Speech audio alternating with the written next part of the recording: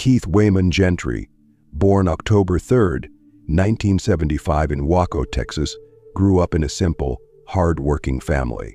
From a young age, Keith showed an interest in engineering, which eventually led him to pursue a career in engineering. He was educated at the University of Texas at Austin, where he stood out as a capable and conscientious student. After graduation, Keith took a job with a large engineering firm in the city of Robinson. Here he showed responsibility and became a valued employee capable of handling the most challenging projects. His co-workers and friends remarked on his friendly nature and willingness to help. Keith was a man who knew how to balance work and family. He adored his 3 sons and spent every spare minute with them, teaching them simple life skills from fixing a bicycle to playing baseball. Darlene Gentry, née Darlene Webster, was born in 1979 in the same county. She was a cheerful girl with a colorful appearance that attracted attention. After graduating from the local high school, Darlene attended college. She had always dreamed of having a large family, and when she met Keith, she thought her dreams were beginning to come true. Keith and Darlene met in the mid-1990s at a local party. Their relationship grew quickly and the couple married 2 years later. Keith was fascinated by Darlene's energy and she, in turn, appreciated his stability and commitment to taking care of his family. A few years after the wedding, the couple had children. On the surface, their lives seemed perfect. Keith worked hard to provide for his wife and children, and Darlene managed the household and engaged in the upbringing of sons. However, behind the facade of happiness hid problems. Darlene, according to the stories of acquaintances, always strived for luxury, which sometimes strained Keith. She often discussed with her friends her dreams of a large house, expensive cars, and travel. Keith, although earning decent money, adhered to the principles of economy, which became a cause of conflict. In addition, Darlene, despite her love for her children, seemed tired of the family routine. In recent months, their relationship had become increasingly strained. Keith said nothing to his friends about his worries, but some noticed that he became brooding and more silent. He always avoided scandals, preferring to smooth over conflicts. Darlene, for her part, often complained to her friends about the lack of attention and the lack of luxury in their lives. That day, November 9th, 2005, began like any other. Keith, as usual, woke up early, around 6 a.m. He planned to take care of urgent work projects so that he could finish them by the end of the week. He had a cup of coffee in the kitchen.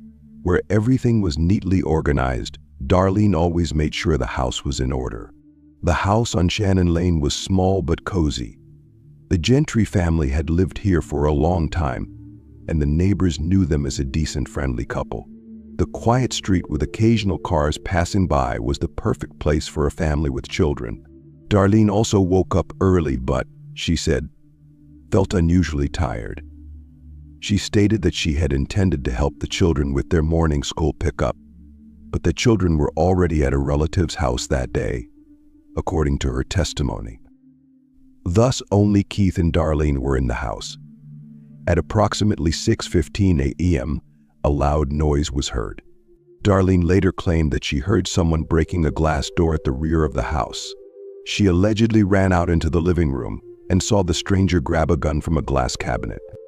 She claimed the intruder pointed the gun at Keith, who was in the bedroom at the time, and opened fire. It all happened so fast, Darlene would later tell police, "I didn't even have time to see his face." The stranger left the house through the backyard, taking the gun with him, she said. Darlene immediately called 911. In the audio recording, which investigators will later listen to, her voice sounds agitated. "Please come quickly, my husband is hurt. There was a burglar here." Her desperation seemed genuine. She added that Keith was lying on the bed and showed no signs of life. When officers arrived on the scene, they found Keith on the bed in the master bedroom. He was still alive, but his condition was critical. He had a gunshot wound to the head, and doctors who arrived a little later realized immediately that there was little chance of survival. Keith was taken to the hospital where doctors declared him brain dead. Hours later, he was taken off life support after Darlene signed the paperwork. When police officers arrived on the scene, their attention was immediately drawn to the strange atmosphere of the house. Despite the emergency call and the report of an armed attack, there were no signs of forced entry in the house. The front doors remained intact, the windows were not broken, and even the glass gun cabinet, which Darlene said was the source of the stolen gun, looked as if it had simply been opened with a key. Keith was lying on the bed in the master bedroom. He was in his pajamas. One of his arms dangled slightly off the edge of the mattress, and a blood stain was visible on the pillow. At first glance, the scene looked like an assault committed while the victim was asleep. However, experienced detectives who arrived on the scene immediately noticed the inconsistencies. First, the position of Keith's body did not match the version Darlene had described. The gunshot to the head had been fired at close range, but the lack of obvious signs of struggle or panic in the room raised questions. Normally, even in a surprise attack, the victim would instinctively try to defend himself or herself or fight back, but here it looked too neat. Second, the house was in perfect order. This was unusual for a robbery scene. Thieves rarely leave the scene of a crime without leaving behind a mess. Overturned furniture, traces of a search for valuables. In this case, it looked as if no one was looking for anything. Investigators paid particular attention to a glass cabinet in the living room where the family's weapons were kept. Darlene claimed that the assailant had opened it and taken the gun, but as it turned out, the cabinet was locked with a lock, the key to which was kept in a prominent place. The lock was undamaged and all other gun paraphernalia was still in place. If this was a robbery, the perpetrator wouldn't have taken the time to carefully open the closet, said Detective Dan Harper, one of the investigators on the case. Besides, if he already had a gun, why risk stealing another one? Darlene Gentry was in the living room at the time the police arrived. She was wearing a robe and looked anxious, but showed no signs of severe shock. This immediately alerted investigators. Most people who witness an attack or the death of a loved one are usually in a state of panic, but Darlene, although appearing agitated, answered questions clearly and without hesitation. "He just barged in," she repeated. "I didn't even see him leave." When asked for a description of her attacker, she was vague, claiming it happened too fast. Investigators focused on her account of the noise that allegedly occurred when the burglar entered the house. She described the sound of breaking glass, but after inspecting the entire area, police found no shards, either in the house or in the yard. The yard was thoroughly checked for shoe prints or other signs of an intruder. However, nothing of the sort was found. The area around the house was a grassy lawn where footprints should have been left, but the ground looked untouched. This raised doubts about the veracity of Darlene's version. Another oddity was the behavior of Darlene herself. Despite the early hour, she looked perfectly put together. Her makeup was in place and her hair was neatly styled. For someone who had just survived an assault and called the police, this seemed unusual. She was clearly hiding something. Detective Harper later recalled, it was evident in her manner of responding. She was too confident for someone who had just lost her husband.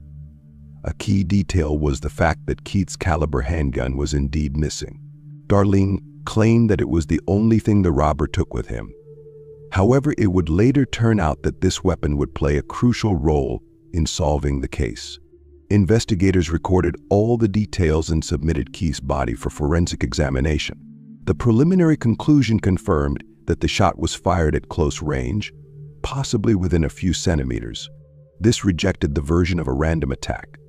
After examining the crime scene, investigators had a string of questions. Why didn't the perpetrator steal anything but a single gun?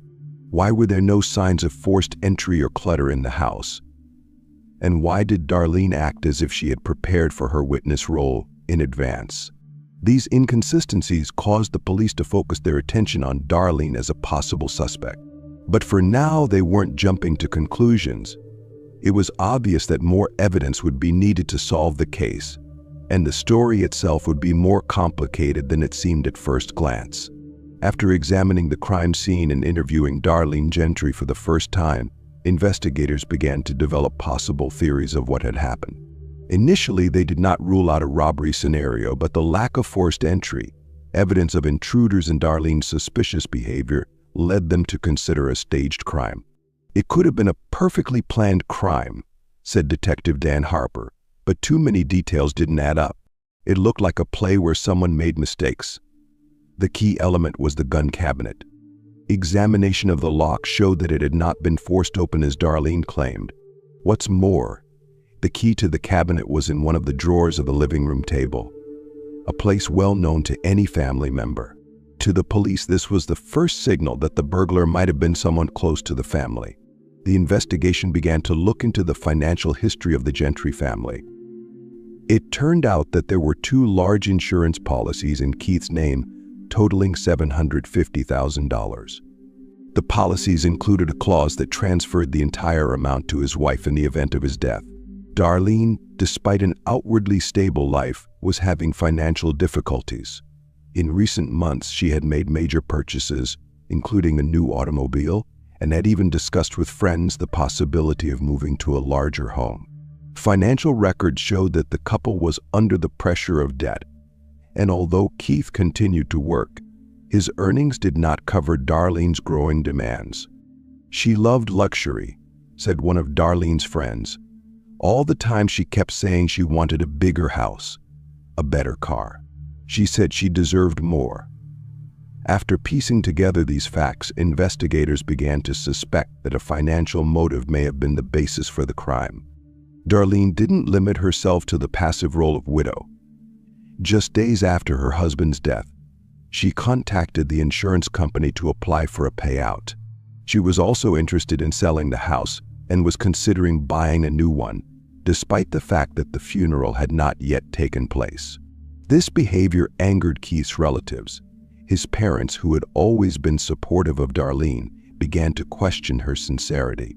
"She acted like nothing had happened," Keith's brother recalled. "Even at the funeral, she seemed calm, like she didn't care." Darlene Gentry's first arrest occurred on November 27, 2005, a few weeks after her husband's murder.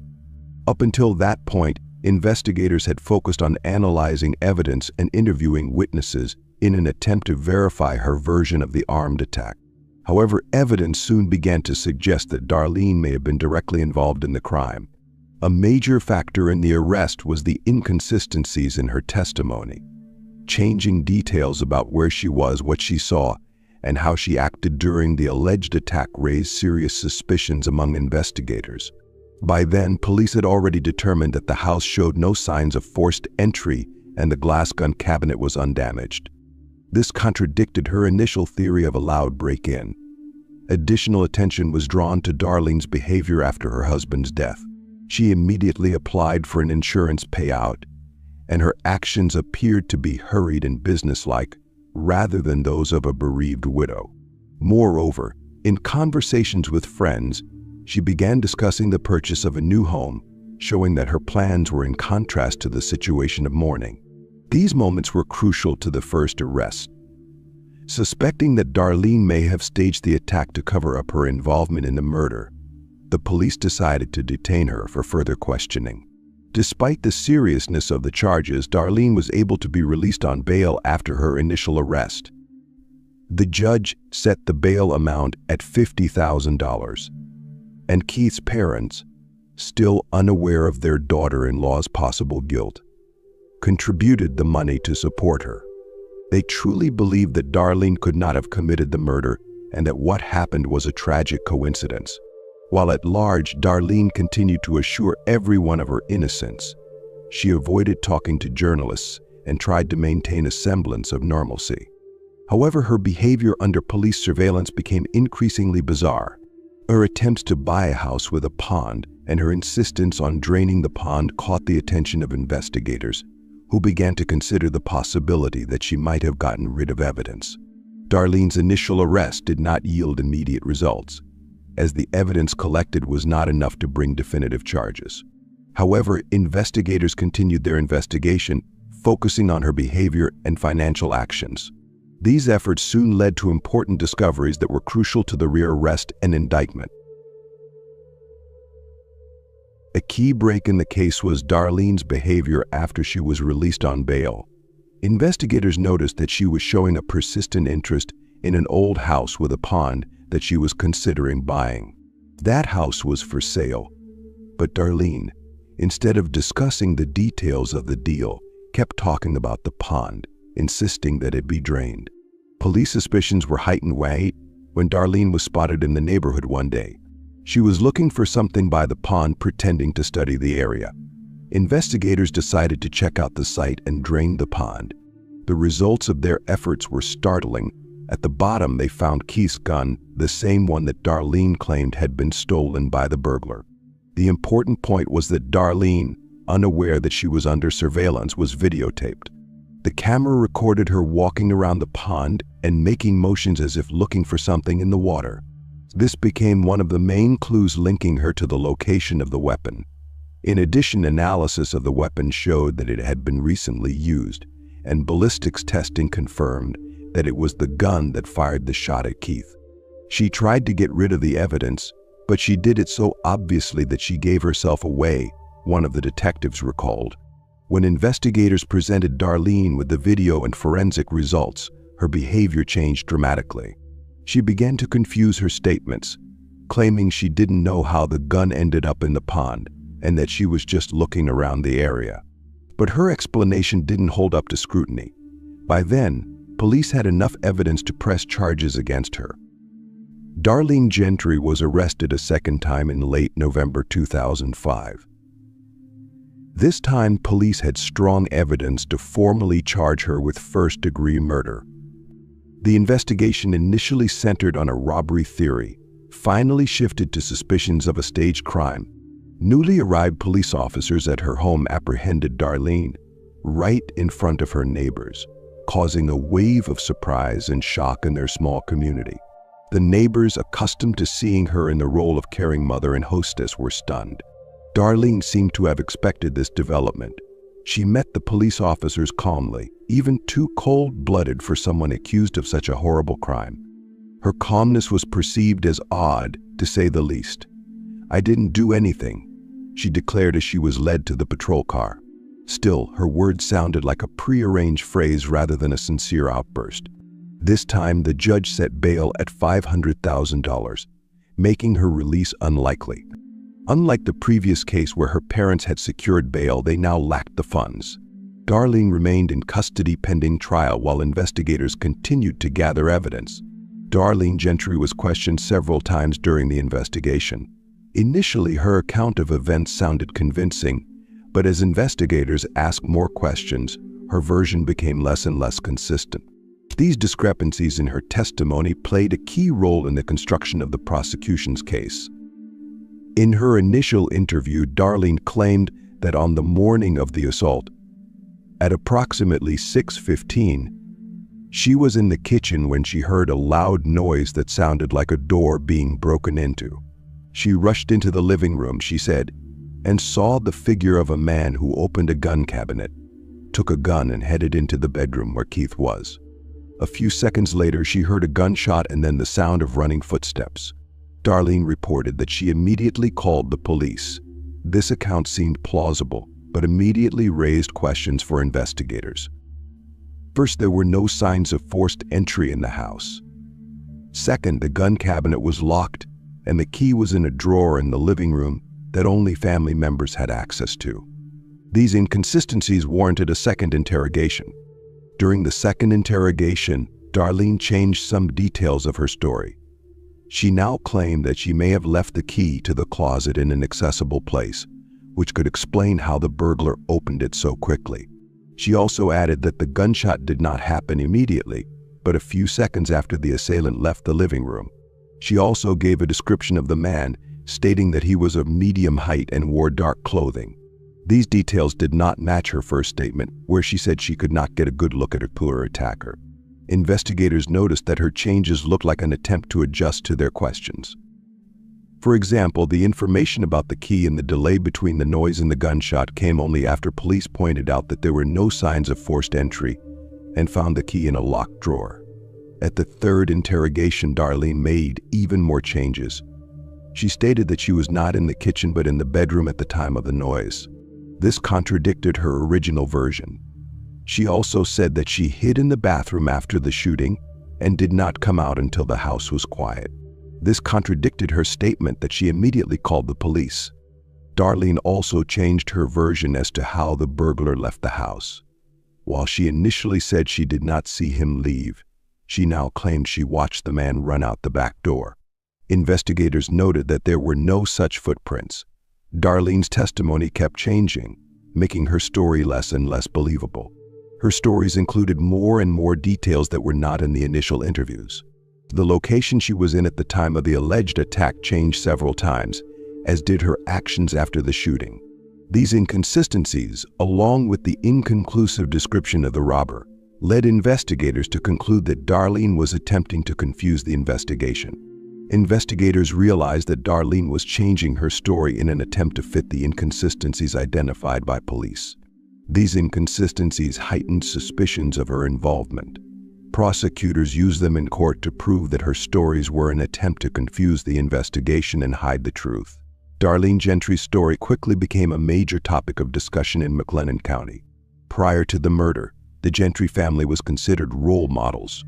Keith was a respected engineer and Darlene was a caring mother of 3 children. Their neighbors recalled how they took walks in the park together, had parties, and always seemed happy. When news of Darlene's rearrest spread, public opinion was divided. Some believed that the police had found the culprit and the case would be closed quickly. Others, however, doubted that Darlene could have taken such a step. "I don't believe she could have done this," said one of her acquaintances. "She has always been a loving mother and wife." Soon, however, new evidence emerged that reinforced the doubts. Darlene's acquaintances said she often complained about financial difficulties and expressed dissatisfaction with the lifestyle Keith could offer her. Her friend recalled a conversation where Darlene lamented that she deserved more. "She always said she could live a better life if her husband earned more," she said. After her rearrest, Darlene remained in the McLennan County Jail. There was no attempt on her part to convince the public of her innocence. She avoided talking to reporters and preferred to focus on preparing for trial. Her attorney argued that the police didn't have enough evidence to charge her with first-degree murder, but the evidence uncovered said otherwise. Darlene kept surprisingly calm. Prison guards noted that she avoided talking about her children and her husband. Instead, she inquired about the timing of her case and often spoke with attorneys about her defense. Some inmates who shared a cell with her recalled that Darlene tried to show herself strong, but sometimes her behavior became nervous. "She was cold," one guard recalled. "Not once did I see her cry. That doesn't sound like the behavior of someone who is worried about her family." Meanwhile, Darlene and Keith's children remained in the care of his parents. Darlene took no active interest in their fate, further reinforcing the public's perception of her indifference. For many, her behavior was a confirmation of guilt, although the trial had not yet officially taken place. Darlene Gentry's trial began in February 2007. The small McLennan County courtroom was packed to capacity as family, friends, reporters, and residents came to hear the details of the tragic story that shook their community. Darlene, appearing in the courtroom, looked confident. She opted for strict clothing and kept a calm demeanor, at times even too much so for a woman accused of murdering her own husband. However, her calmness seemed more ostentatious than real, especially in the eyes of Keith's parents, who observed her behavior with pain and anger. The prosecutor's office presented the jury with a compelling sequence of evidence. The first and most important was the weapon, Keith's gun, found in the pond, which Darlene herself actively examined. Ballistics testing confirmed that it was the weapon that fired the fatal shot. The second important piece of evidence was a video that captured her behavior near the pond. The prosecutor emphasized that Darlene was not just there at random, but was clearly looking for something. This fact, supported by the testimony of neighbors and employees, only increased suspicion of her guilt. An analysis of Darlene's financial actions was also presented. Prosecutors emphasized that just weeks after the murder, she began actively looking for a new home using some of the insurance proceeds. She contacted a real estate agent and even made a down payment on a larger, more expensive home. This fact angered the jury because it demonstrated that instead of mourning for her deceased husband, Darlene was focused on realizing her financial plans. Witnesses from the inner circle also testified in court. Keith's parents testified that Darlene quickly organized the sale of the family home and did not consult with them about the future of their children. Keith's sister recalled that Darlene seemed overly rational and almost indifferent to the tragedy. A friend of the defendant added that even before the murder, Darlene talked about her dreams of a better life and mentioned the amount of insurance money.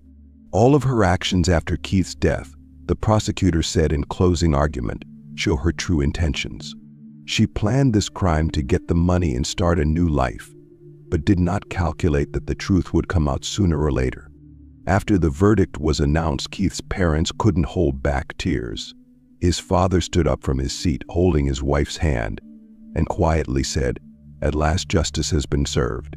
Afterward, they openly shared their pain with the press. "It was horrible to watch the man our son trusted with his life destroy it for money," Keith's mother said.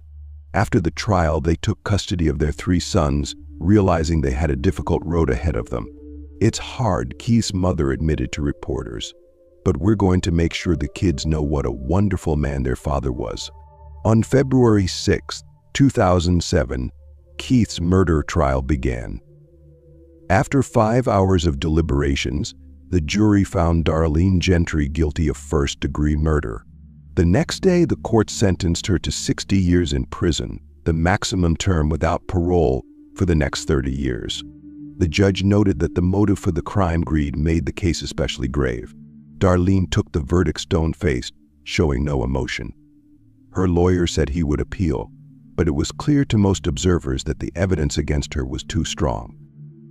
In 2017, 10 years after the verdict, Darlene attempted to challenge the verdict by filing an appeal. She argued that her defense was insufficient and that the court failed to consider some important aspects of the case. However, her appeal was dismissed. The court ruled that the evidence presented left no doubt about her guilt, and there was no reason for reconsideration.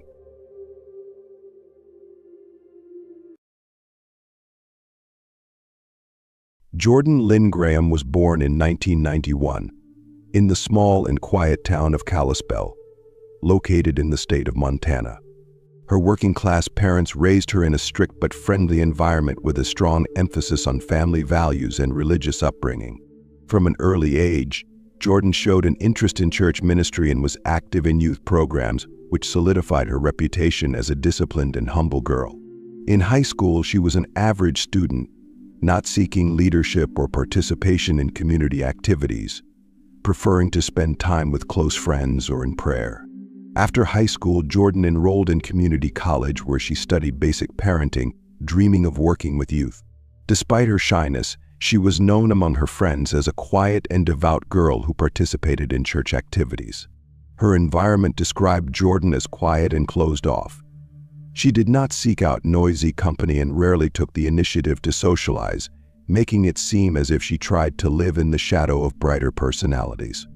Nevertheless, her sincerity and loyalty to her principles made her a favorite of the local community. Many acquaintances remembered her as the perfect girl to start a family, for Jordan seemed to embody the traditional ideals of modesty, hard work, and obedience. Cody Lee Johnson, on the other hand, grew up in a different world. He was born in Deer Lodge, a small but active town where his family ran a small business.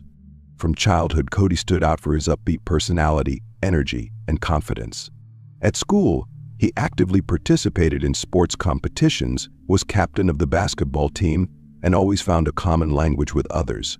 His charisma attracted people to him, and he easily became the soul of any company.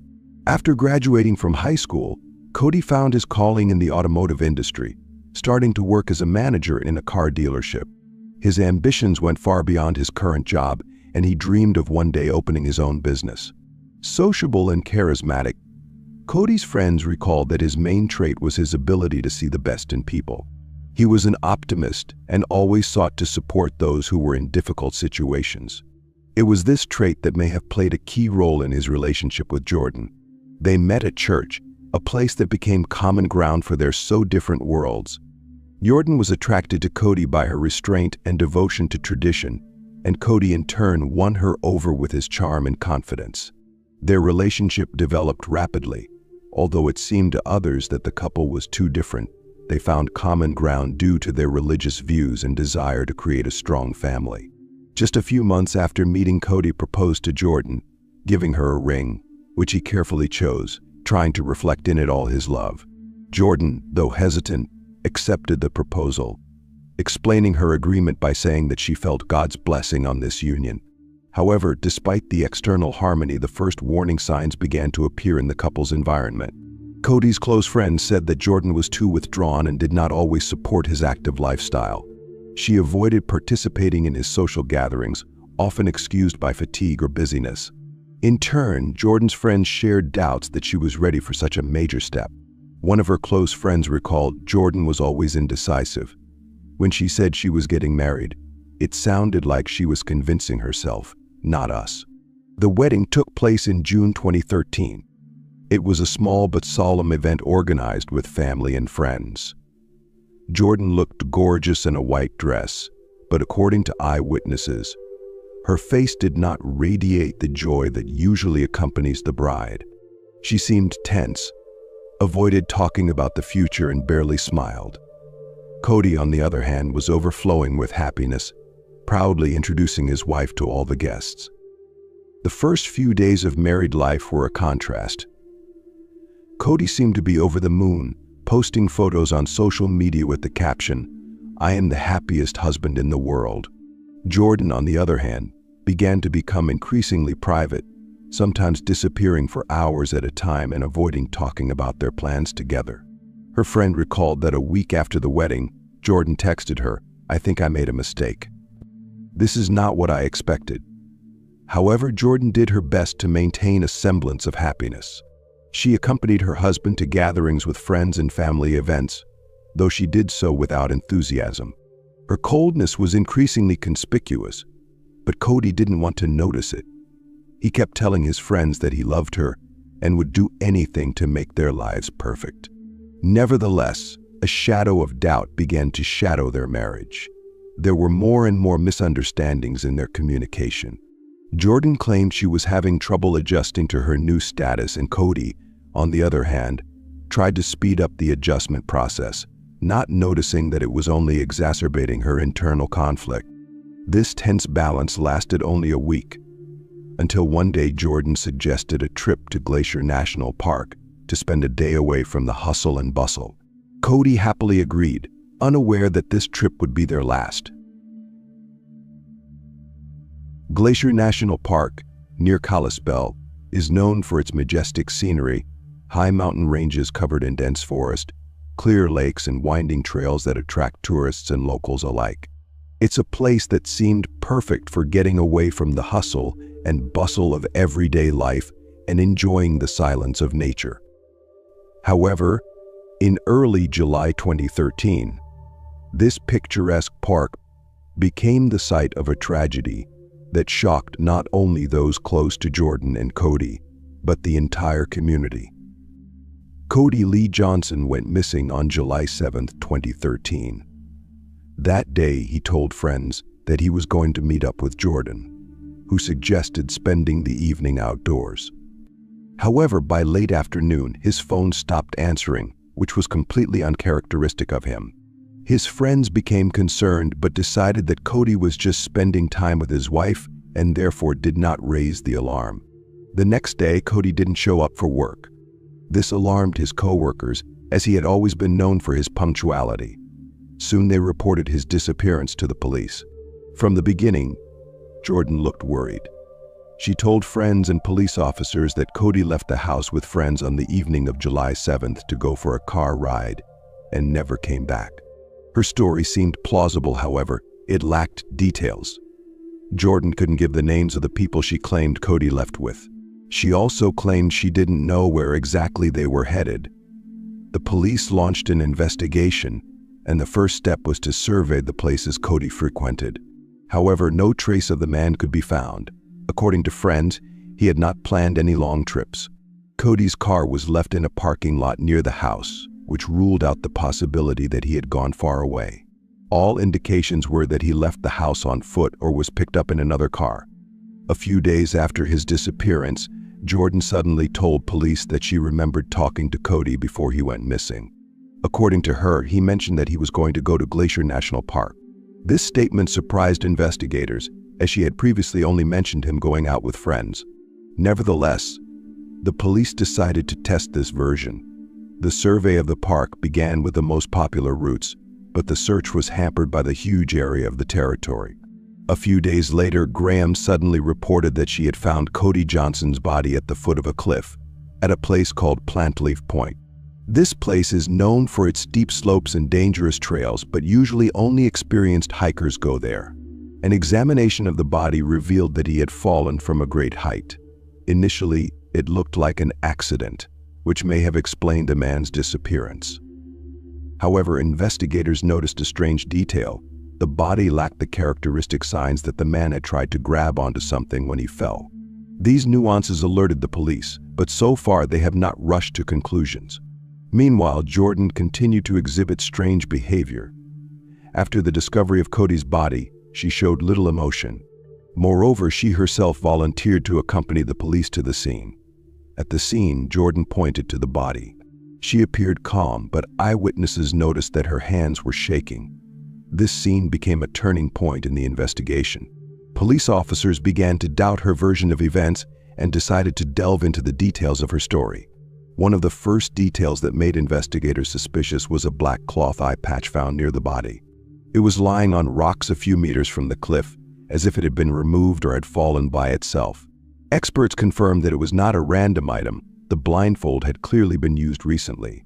Several questions arose. Why would a person in a danger zone be blindfolded? Who could have forced or convinced him to do so? The place where the fall occurred also seemed unusual. The cliff at Plantleaf Point is not just a steep cliff, but an area usually only traveled by experienced hikers. It is notoriously difficult and requires caution even from those who know the area well. Investigators noticed no signs of struggle or attempts to grab onto anything on the slopes, which is typical of people who fall carelessly. This immediately alerted experts and led to speculation that the fall may have been caused by an extraneous influence. Jordan Lynn Graham claimed that she found her husband's body by accident. According to her, she knew that Cody had wanted to visit Plantleaf Point for a long time and decided to travel there herself in hopes of finding traces of him. At first glance, this explanation seemed logical, but investigators noticed her strange behavior. Jordan seemed remarkably calm for someone who had just discovered the body of her beloved husband. In addition, her accuracy in pinpointing where the body lay raised even more questions for the police. When asked why she hadn't immediately mentioned the possible connection between Cody's disappearance and that place, Jordan evasively replied that she hadn't thought of it until later. Her explanations began to raise suspicions, especially when investigators learned of her shifting testimony. She first claimed that Cody had left with friends, then said he went to the park alone, and later added that she allegedly didn't realize his whereabouts until days after he disappeared. Key to the investigation was a text message Jordan received shortly before the body was discovered. The text was sent from a number registered to someone called Tony and read, "Cody fell off a cliff. I think you need to know about it." That message, Jordan said, was the first signal to her that her husband might have died. She showed the text to police, saying she had no idea who Tony was, but speculated that it could have been a friend of Cody's. That theory quickly began to crumble. Cody's friends and family confirmed that no one around him had the name Tony. What's more, the format of the message seemed odd. Usually such texts are accompanied by details or personal comments, but here the content was too concise and neutral, as if it was composed on purpose to direct the recipient's thoughts in a certain direction. This begs the question, if Tony really knew about Cody's fall, why didn't he report it to the police? The police requested information about the number from which the message was sent. It turned out that the number was a temporary one, registered shortly before Cody's disappearance and used only a few times. Moreover, analysis of Jordan's phone activity showed that her device was in the same area where the number was registered at the time the message was sent. This coincidence led investigators to strongly suspect that Jordan may have been involved in the creation of this account. In addition, surveillance footage at the entrance to the national park captured Jordan's car on the day she said Cody allegedly left home. The timestamps showed that her car was in the park before the alleged time of her husband's disappearance, completely contradicting her claims that she only drove there after she began her search. After finding Cody Lee Johnson's body and analyzing the circumstances of his death, the police began a series of interrogations of Jordan Lynn Graham, which gradually revealed more and more inconsistencies in her stories. With each interrogation, her testimony became more and more confused, increasing suspicion of her involvement in the tragedy. In the first interrogation, Jordan displayed a calm demeanor and recounted that Cody had left the house to go out with friends. She claimed that he mentioned that he was going for a walk, but did not say where exactly. When asked why she wasn't worried if he didn't come home, Jordan replied that sometimes he could be late, and she didn't see it as unusual. Despite her outward confidence, however, her testimony lacked specific details. When investigators tried to clarify exactly who Cody might have been with, she was unable to provide a single name. This first interrogation became the basis for further analysis of her behavior. In the second interrogation, Jordan began to change her version of events.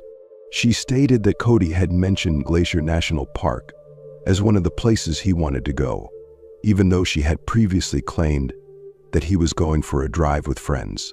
When asked why she didn't contact police immediately after his disappearance, she attributed it to confusion. However, her words became increasingly doubtful as Cody was known for his punctuality and did not disappear without warning. At this point, investigators began asking about her own actions on the day her husband disappeared. Jordan initially said she was at home, but then admitted to driving to the park to look for him. Why hadn't she reported this earlier? She justified herself with fear of looking suspicious, which further reinforced suspicion. At the next interview, investigators presented Jordan Lynn Graham with evidence that completely contradicted her initial testimony. Police said that surveillance cameras at the entrance to Glacier National Park had recorded her car on the day of Cody's disappearance. Timestamps indicated that her car had entered the park long before she claimed to have started looking for her husband. When shown the footage, Jordan at first adamantly denied it was her car. She tried to convince investigators that they could have made a mistake or confused the cars.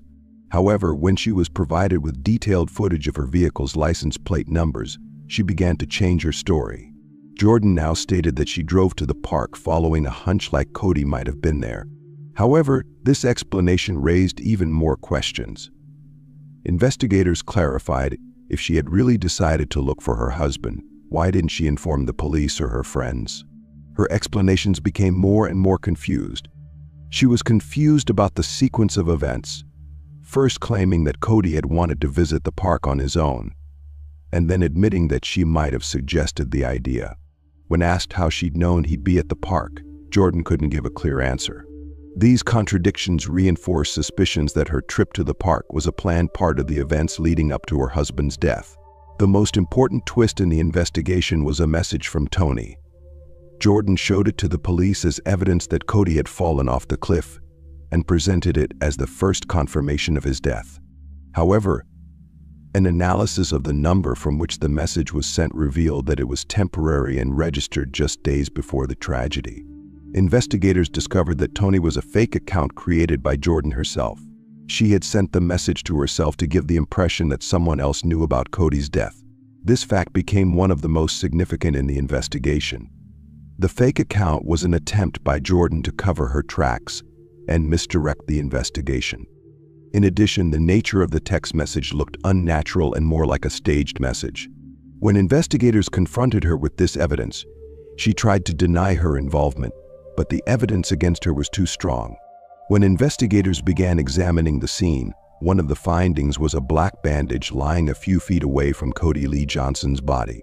The bandage was lightly stained with soil and dust, as if it had been dropped or had fallen with someone. Its position on a rocky surface not far from the cliff immediately attracted the attention of the experts. The object looked unusual for standard camping equipment and was not something that hikers normally carry with them to such places. The experts took it away for further analysis, realizing that it could be an important piece of evidence.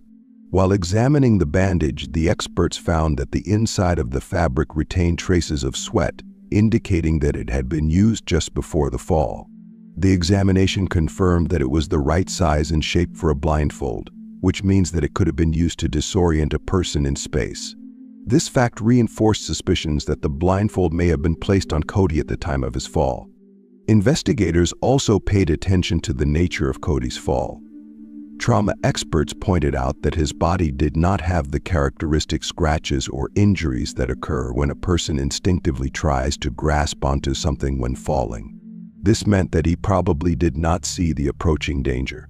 These findings reinforced the significance of the blindfold as a potential tool used to immobilize or disorient Cody before he fell. When investigators showed Jordan a photograph of the black armband during one of the interviews, her reaction was immediate and visibly nervous. Prior to that, she had been relatively calm, even in moments of discussing the details of her trip to the park.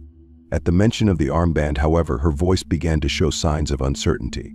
She stated that she had never seen the item before and didn't know how it could have ended up near Cody's body. But her attempts to deny any connection to the blindfold made investigators suspicious that she knew more about the object than she was saying. After a long period of silence and deliberation, Jordan partially admitted that the blindfold could have been used by Cody in the park. According to her, she suggested he wear it to give him a romantic surprise. The fact that the armband was used was another piece of evidence to incriminate the girl. Her attempts to initially deny any connection to the armband looked suspicious, especially given how nervously she reacted to questions about it. Many noticed that immediately after her marriage in June 2013, Jordan began showing signs of depression.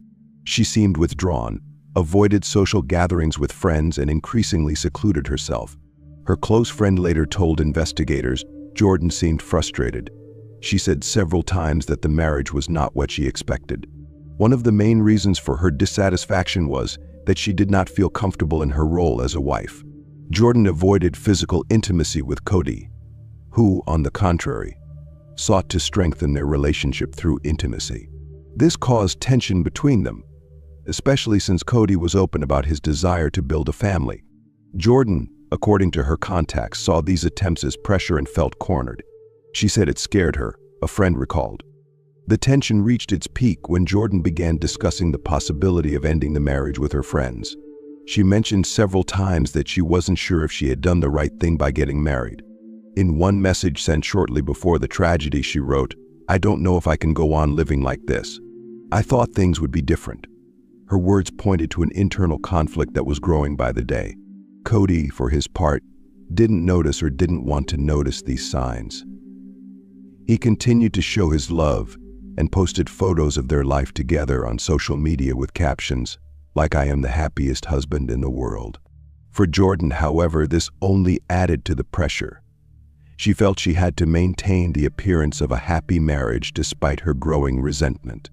Amidst this tension, her decision to take Cody to Glacier Park and the fact that she offered to blindfold him under the pretense of surprise began to take on new meaning.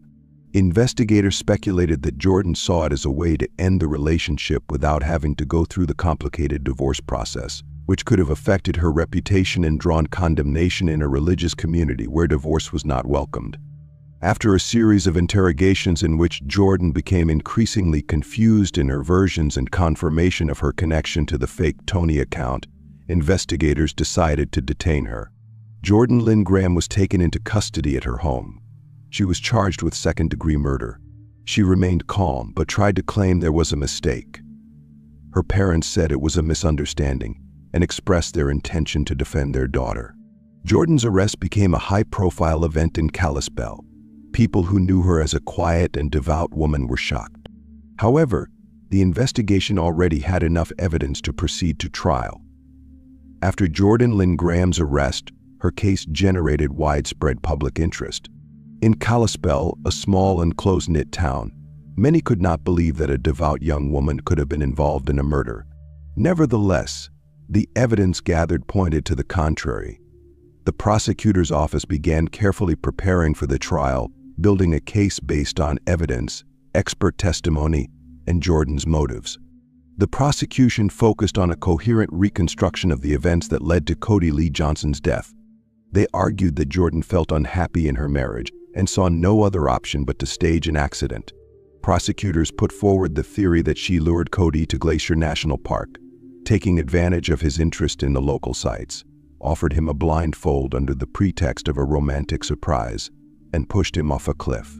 She then attempted to conceal her involvement by creating a fake Tony account and sending herself a message to misdirect the investigation. Forensic evidence of the scene and Jordan's behavior after the tragedy were key elements of the prosecution's case.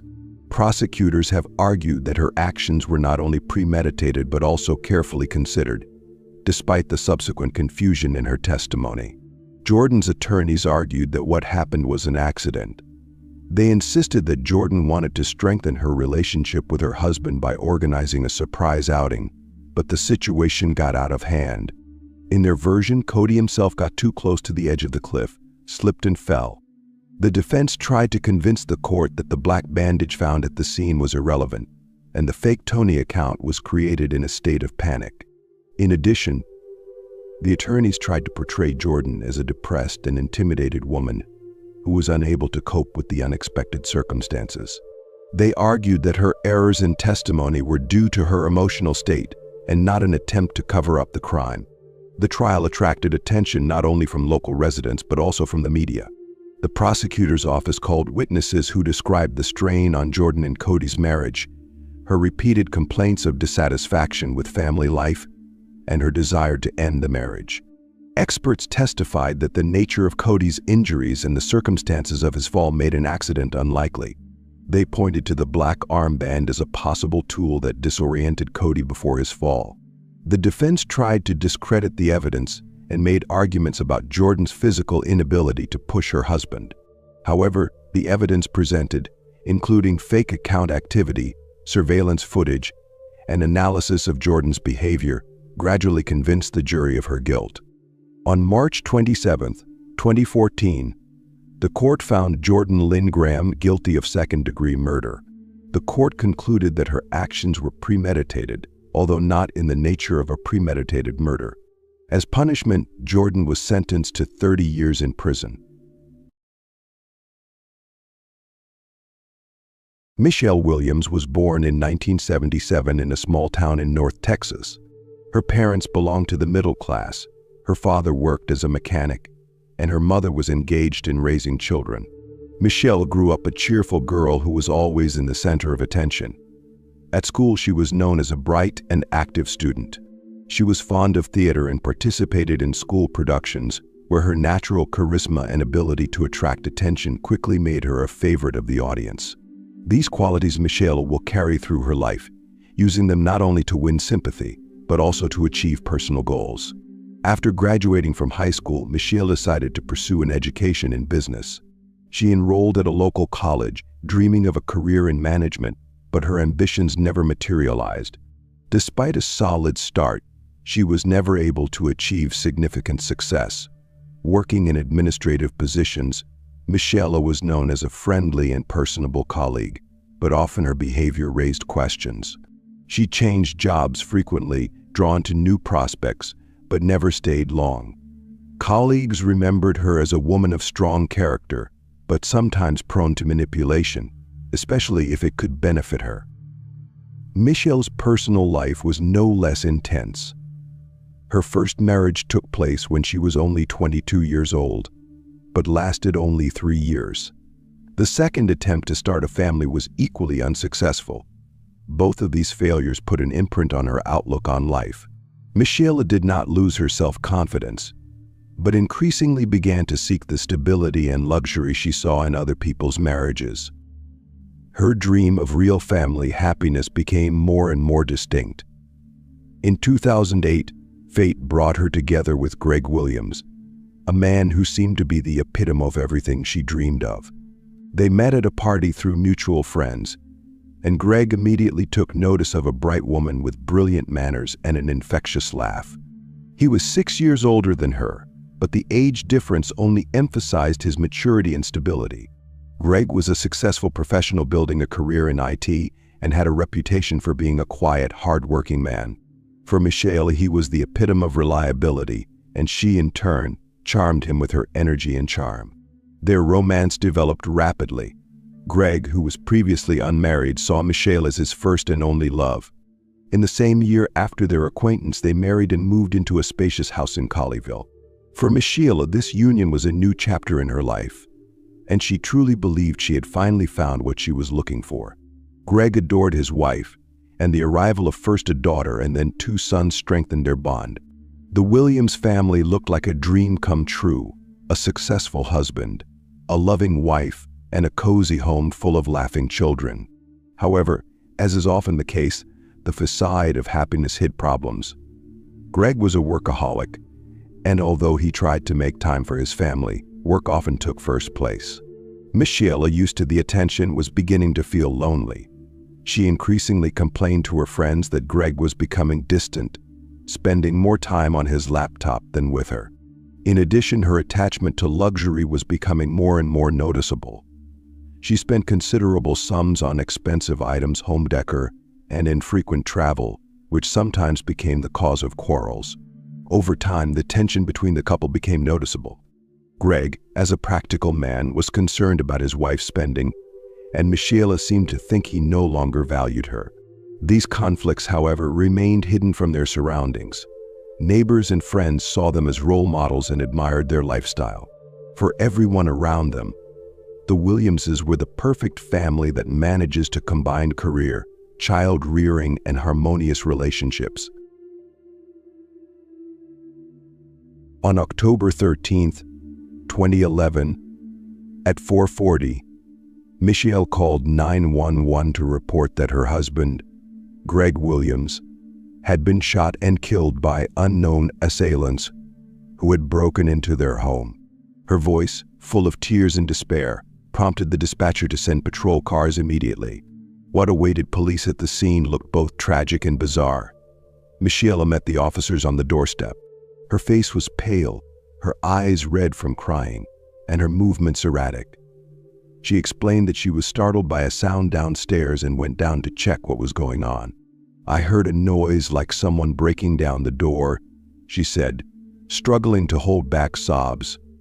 "I went to look, but before I could do anything, I heard a gunshot. When I got upstairs, Greg was already dead." Her words sounded sincere, and at first glance the tragedy seemed obvious: an attack by unknown assailants. The detectives began a sweep of the house. At first glance, the furnishings did not give away anything unusual. The living room was neatly cleaned. The books were in their places, the sofa cushions were evenly stacked. The children's toys were put away in boxes. The kitchen, too, looked perfectly ordinary: clean countertops, a few plates on the drying rack. The house was almost perfectly clean, which was unexpected for a scene where a violent crime was about to take place. The key object, however, was an inspection of the bedroom where Greg's body was located.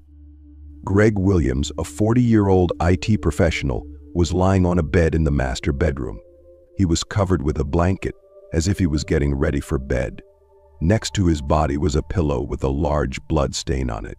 The shot had been to the head, and judging from the position of the body, Greg probably hadn't fought back.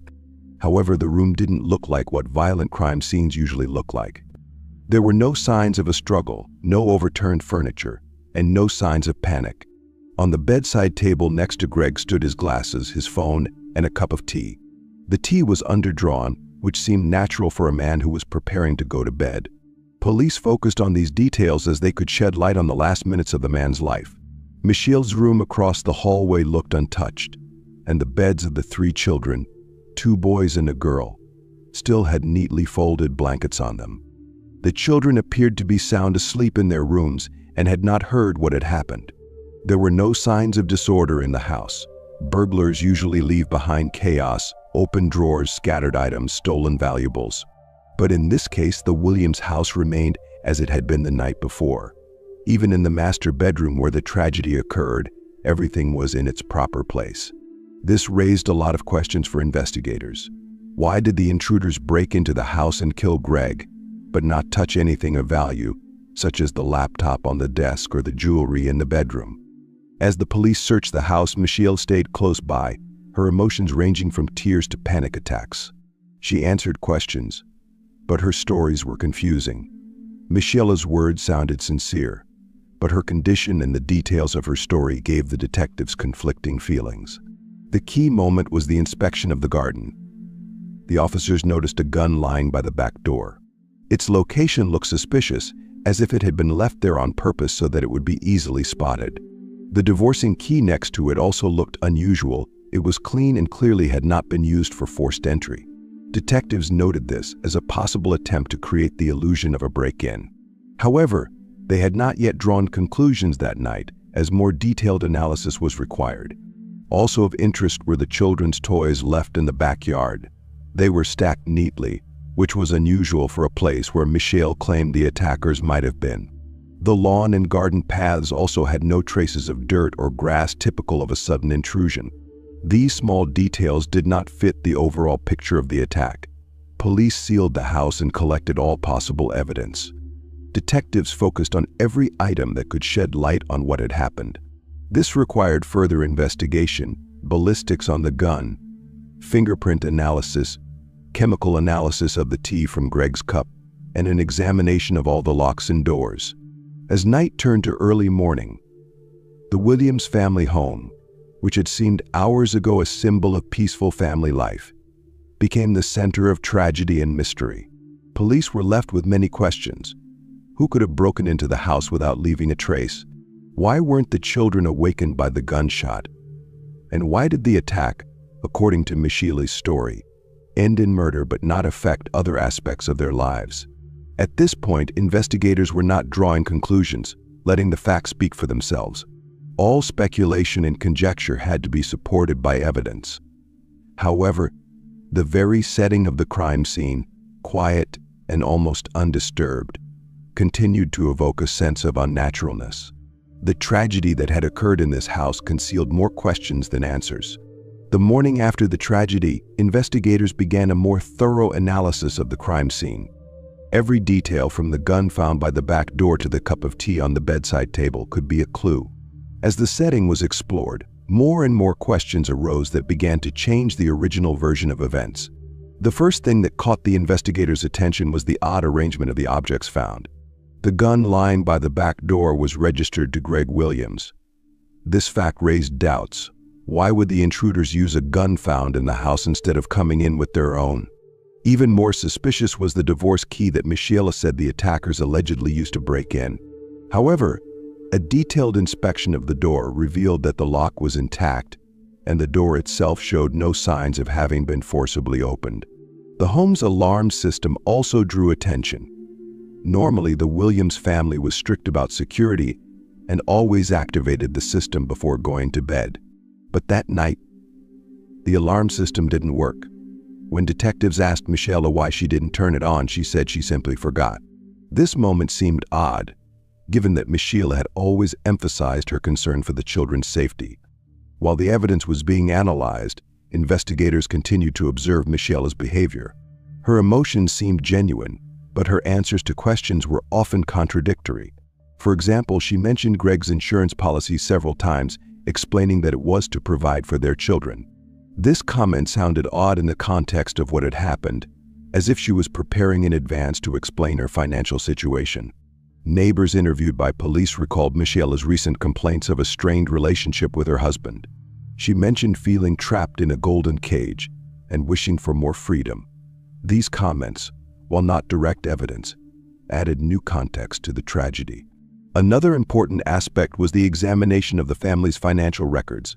Detectives discovered that in the months before the incident, Michelle had placed orders on the family's account for many expensive items ranging from jewelry to furniture fittings. This spending apparently caused arguments between the couple, as Greg was more pragmatic and favored a sensible budget allocation. The major discovery, however, was Greg's insurance policy. The payout amount exceeded $1 million, and Michelle was the primary beneficiary. This fact became central to the investigators' version, as the motive of financial gain seemed the most logical explanation. Additional evidence was obtained from Michelle's phone records. A few days before the tragedy, she had contacted an attorney specializing in family matters. This call was suggestive of possible divorce preparations.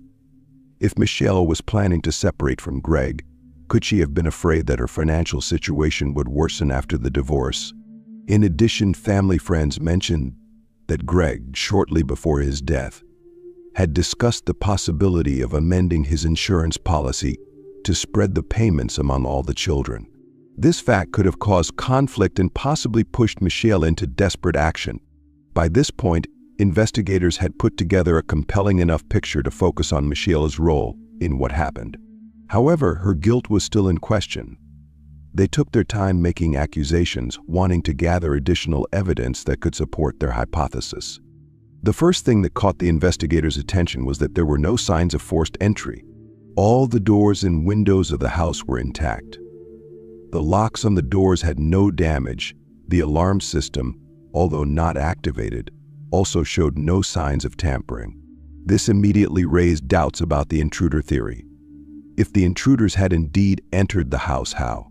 The gun found by the back door and the crescent wrench were among the first objects to be scrutinized.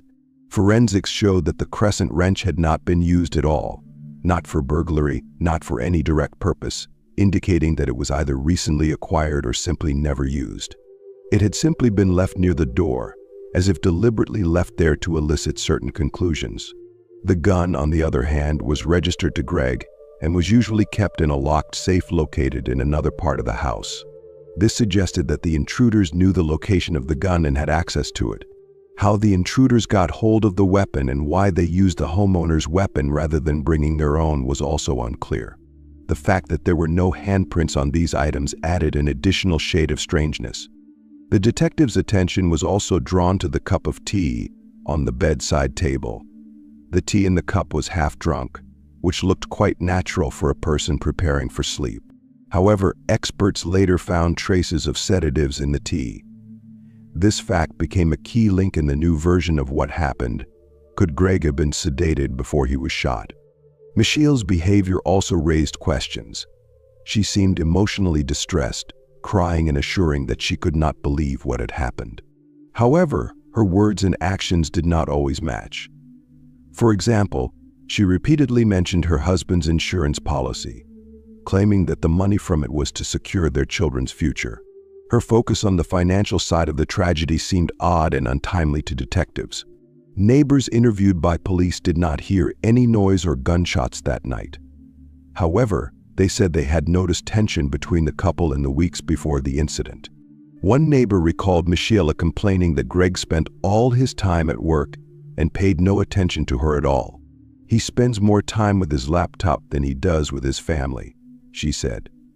Forensics on the gun showed that the shot was fired at close range. Ballistics showed no signs of struggle or attempted resistance. This indicated that Greg was most likely not aware of the danger when the shot was fired. Moreover, sedatives found in the tea suggested that he may have been sedated before he died.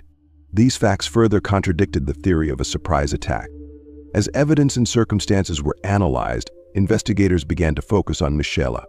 Her behavior, financial records, comments from neighbors, and evidence at the crime scene began to add up. However, being charged with such a serious crime required additional evidence.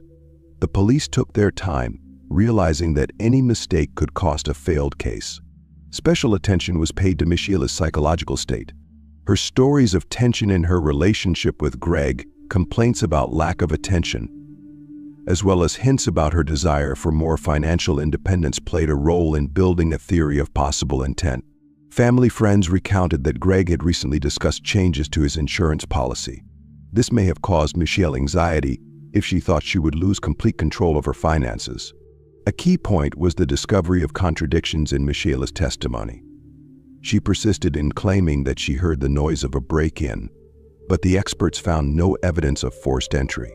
Her explanation of forgetfulness regarding the alarm system seemed unlikely. Finally, her emphasis on money, especially the insurance policy, looked suspicious. After weeks of careful investigation, detectives felt they had gathered enough evidence to take decisive action. They took their time, realizing that any premature accusation could undermine the case. Nevertheless, new evidence and forensic results finally strengthened their conviction that the key to unraveling the tragedy lay in the hands of Michelle Williams. Among the new discoveries that were decisive were the neighbors' kept footage. Video taken on the night of the tragedy showed no movement around the Williams home, contradicting Michelle's account that the intruders could have escaped through the backyard. Moreover, An analysis of Michela's cell phone revealed that in the hours before the tragedy, she had been in active correspondence with a friend, discussing completely mundane matters. This cast doubt on her words that she was already feeling scared and hearing suspicious noises. Another important link was the results of the analysis of her financial transactions. It turned out that the day before Greg's death, she had transferred a large sum of money to a personal account, which looked like an attempt to prepare for future expenses. This action did not fit the general pattern of behavior of someone who would expect a sudden tragedy. Once investigators had a coherent picture, they called Michela in for questioning. This interview was informal so as not to arouse suspicion. The investigators began with general questions about her life after her husband's death and caring for her children. However, as they talked, they began to ask more detailed questions concerning the night of the tragedy. Michela insisted on her version. She heard a noise, went downstairs, and then a gunshot rang out. But when investigators cited inconsistencies, such as the lack of signs of forced entry or facts about the alarm system, her answers became less and less convincing. For example, when asked why Greg's gun was at the back door, she replied that the intruders may have tried to carry it away with them but then left it behind. The interrogation culminated when she was shown the results of the forensic examination concerning the tea in which the sedatives had been found. At this stage, her behavior began to change. She began to slur her words, and then suddenly stated that she had made the tea herself for her husband, but didn't know there might have been something strange in it. After the interview, investigators decided to issue an arrest warrant for Michela. By this point, they possessed a significant amount of evidence that confirmed her involvement. Among them were forensic results, financial documents, inconsistencies in her stories, and data from her phone records. The arrest was made in the morning, at her parents' home, where she had been living with her children since the tragedy. Michela, according to witnesses, offered no resistance. She seemed calm, although she claimed there had been a mistake and that she was innocent. The Michela Williams trial began in 2014 and immediately caught the public's attention. It was a story about a family that seemed to be the epitome of success and happiness, but tragedy lurked behind its facade. The charges against Michela were shocking. Prosecutors claimed she staged the attack and killed her husband in cold blood for financial gain. Michela, mother of three, insisted on her innocence, claiming she was the victim of unfair persecution. For weeks, a real drama played out in the courtroom. The prosecution presented one detail after another, building a coherent picture of what happened on the night of the tragedy. Investigators focused on the oddities in Michela's behavior, her accounts of the night of the murder, and little things that seemed to contradict her version of events. They claimed that Michela had planned the crime in advance to take advantage of her husband's insurance policy. This version was based on evidence found, strange coincidences, and expert conclusions.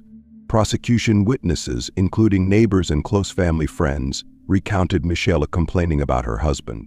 Some recalled her saying she felt trapped in a golden cage, dissatisfied with his attention and control over the family finances.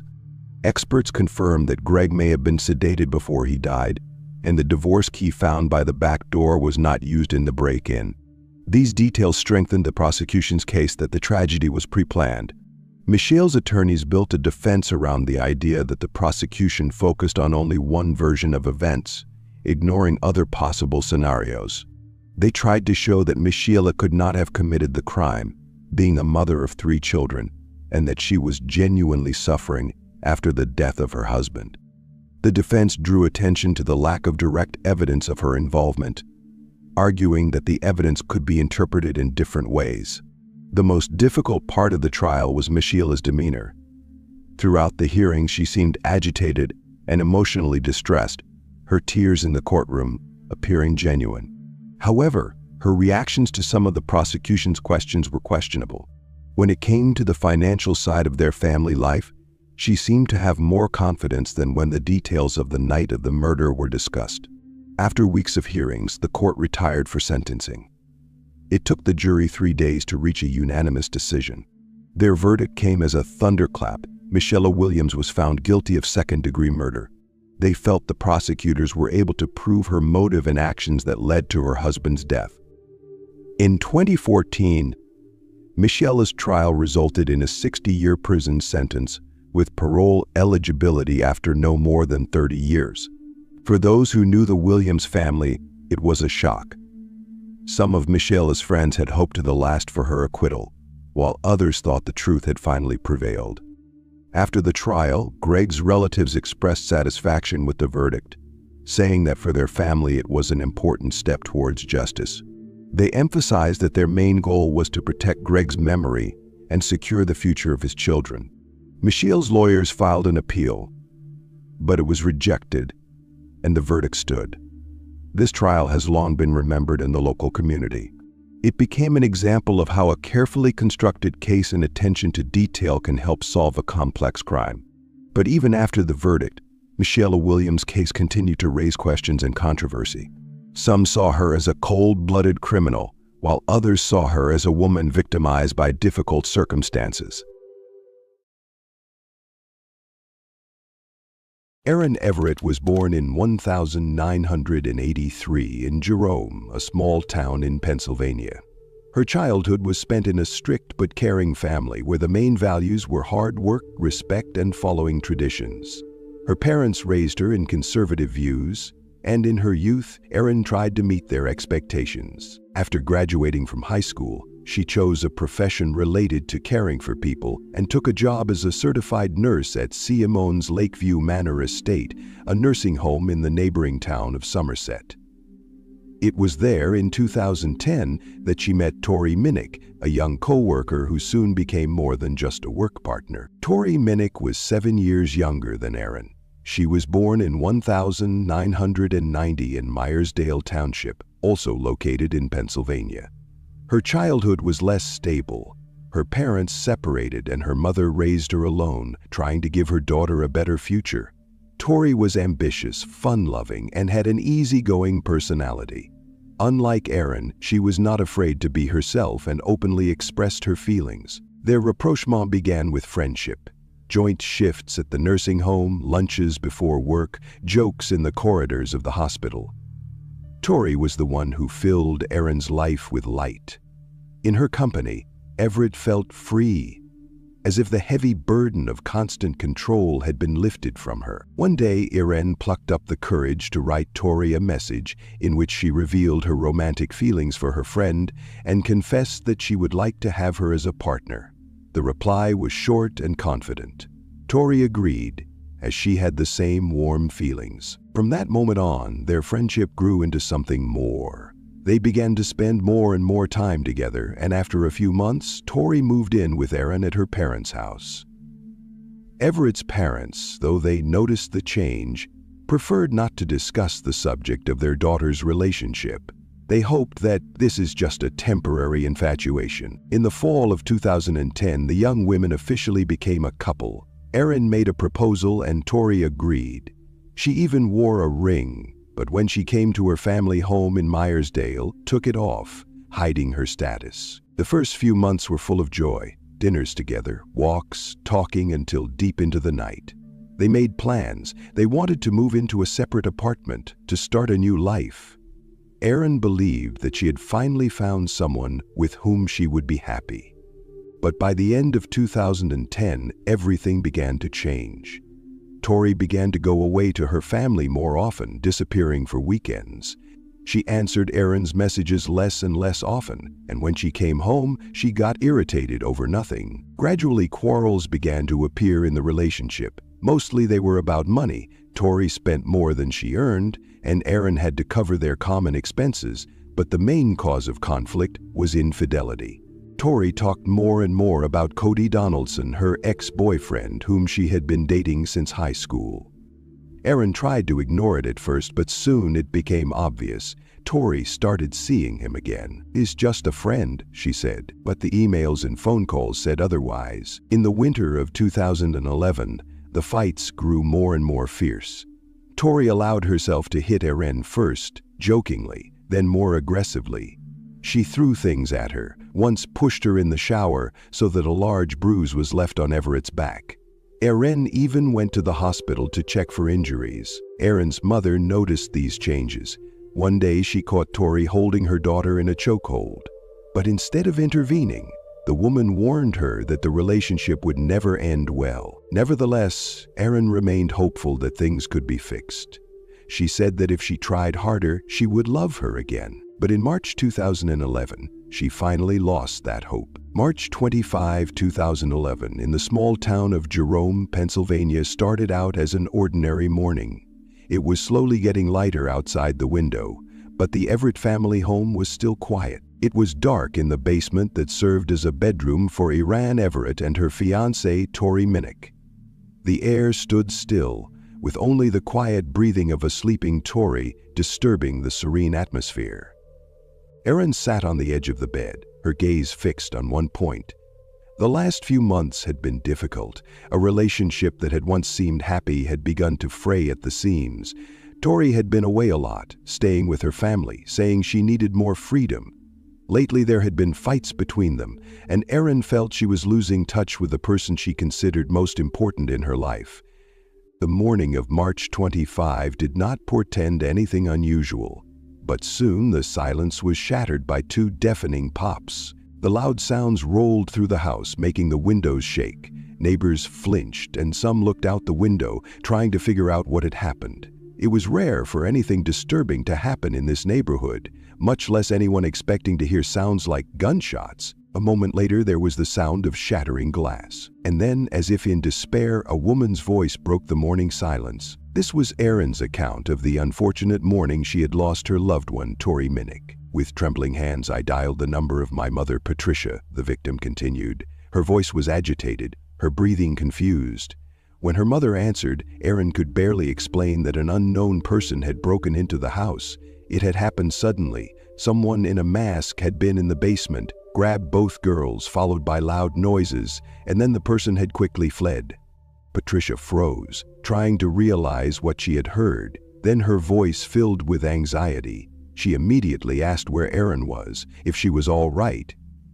Erin, still in shock, explained that she had not gotten a good look at her attacker, but that she had seen him leave through the garage and drive away in a car. She spoke confusedly, her voice sounding confused. Her mother tried to ask more questions, but she kept repeating the same thing. She didn't understand what had happened or why it had happened. Patricia pulled herself together and emphatically told her to call 911 immediately. The connection broke, leaving a feeling of uncertainty and anxiety. Minutes after emergency services were called, police cars appeared in front of the Everett family home. Red and blue flashing beacons cut through the darkness, reflecting in the windows of neighboring houses. The street came alive as anxious residents looked out their windows, talking among themselves, trying to figure out what had happened in this quiet neighborhood where nothing had ever disturbed the normal flow of life. When the officers went inside, they were met by Erin. She looked frightened and confused. Her eyes were wide open, her breathing confused, her face pale. Her hands were shaking and she was struggling to find words. She must have been in shock. The police officers looked around the hallway. Their attention was drawn to the broken glass on the front door. The shards were inside the house, which could mean that the glass had been broken from the outside. However, they didn't pay much attention to this. In situations like this, details only matter in later analysis. The priority now was to inspect the scene and search for victims. One of the officers stayed with Erin, asking her to sit down and calm down, while the others headed deeper into the house. The basement, according to Erin, was where the worst happened. On the stairs leading downward lay the body of Tori Minnick. Her motionless figure, frozen on the stairs, immediately drew stares. Her clothes were soaked with blood. Traces of blood stretched across the floor, dark stains snaking across the wooden flooring. The room seemed frozen in time. As the police cautiously made their way downstairs, a small living space opened up before them. Despite the lack of windows, the space looked lived in. A double bed, a closet in the corner, shelves of books, a dressing table against the wall. The room seemed cozy, but now there was a heavy, pressurized atmosphere. The police recorded everything that happened, every step, every detail. The forensic team began documenting the evidence, examining the basement, the stairs, the bed, the walls. While part of the team was working in the basement, other officers were examining the rest of the house. It was necessary to understand what had happened here, whether there had been resistance, whether there were any traces of a possible intruder. Every corner was examined carefully. The attention was attracted by traces left in unexpected places, but their meaning was still unclear. Any detail could be the key to understanding what had happened. The search continued, and gradually the picture of the crime began to take shape. While the forensics team worked on the scene, the officers focused their attention on Erin. She was in a state of shock, barely responsive to what was happening around her. Standard protocol was to send her to the hospital for a medical evaluation. If there had indeed been an attack in the house, she could have sustained injuries. However, upon examination, it was clear that she had no visible injuries. There were no signs of struggle, bruises, or cuts. She looked shaken, but was not physically hurt. After the examination, she was transported to the police station to talk in more detail about what had happened. The interrogation room was quiet and cool. Erin sat at the table, her arms crossed, her gaze downcast. She seemed distressed, but perhaps she was still in a state of shock. The officer who was supposed to talk to her sat across from her and studied her closely. He took his time with his questions, giving her time to come to her senses. When Erin began to speak, her voice sounded quiet, broken.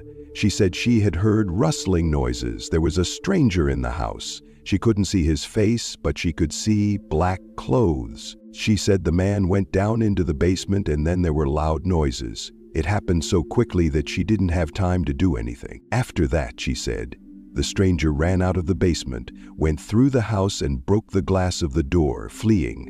Then she saw him get into a car and drive away.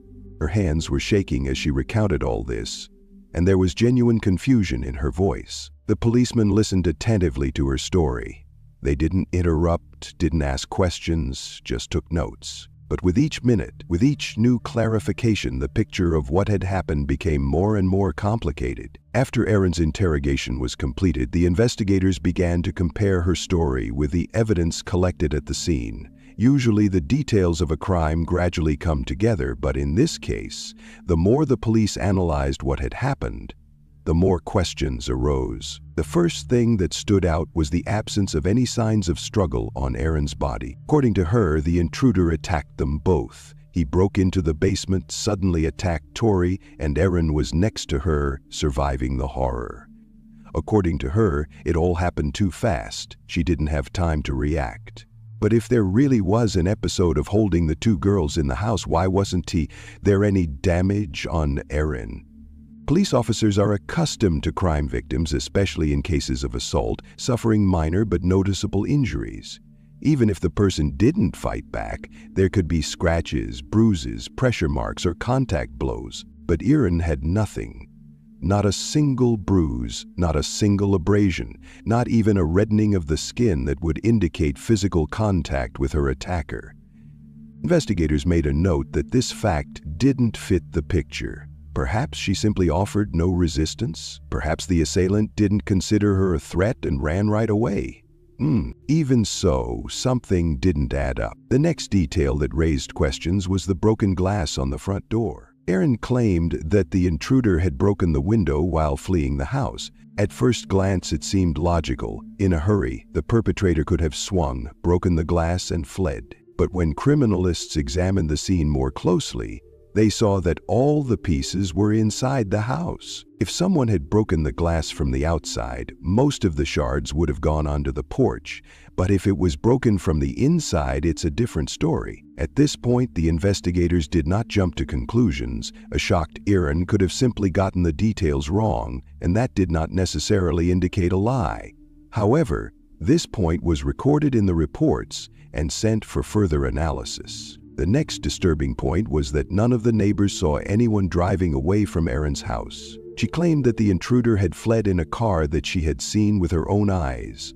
However, the police interviewed all the nearest neighbors, but no one confirmed that they had seen a suspicious car that morning. In a normal situation, this might have seemed like a small thing. People could have just been sleeping and not paid attention to the traffic on the street. But this was different. This was a quiet, peaceful neighborhood where any unusual event immediately attracted attention. Even if someone didn't hear gunshots coming from the basement of one of the houses, the noise of a running engine or headlights could have woken someone up. However, Not a single person noticed any unfamiliar automobile. This fact made the investigators even more carefully review all the available information. But the most disturbing discovery was the discovery of criminalists in the garage. During a thorough inspection among the old boxes was found a hammer with stains similar to blood. Experts immediately sent it for analysis, but even without a laboratory report, it was clear it could be the weapon of crime. If the attack was committed with a firearm, why would there be additional blows with a hammer? If the hammer was used as a weapon, why was it hidden in the garage and not near the body? This fact further confused the case. Putting all the details together, the investigators realized that something did not add up. At first they had considered the attack of an intruder, but now there were too many contradictions in the story. However, the investigators had no direct evidence to question what Aaron had said. All these inconsistencies required further analysis. The investigators decided to focus on scrutinizing all the evidence. They sent the gun for ballistics testing to see if it had actually been fired. The hammer was sent for DNA analysis to find out who the blood traces belonged to and who was holding it. They were also studying the trajectory of the blood traces. If there really was a struggle in the house, it should have left chaotic stains and spatters. But one of the officers already sensed that there would soon be a new version of the story. We just had to wait for the results of the forensics. The catch: while the experts continued to analyze the evidence, the investigators delved deeper into exploring Erin's identity. Now that there were too many inconsistencies in her story, it was clear it was necessary to understand her motives, connections, and possible reasons for what had happened. Earlier, Erin had spoken of her love for Tori, but now investigators were interested in the darker side of their relationship.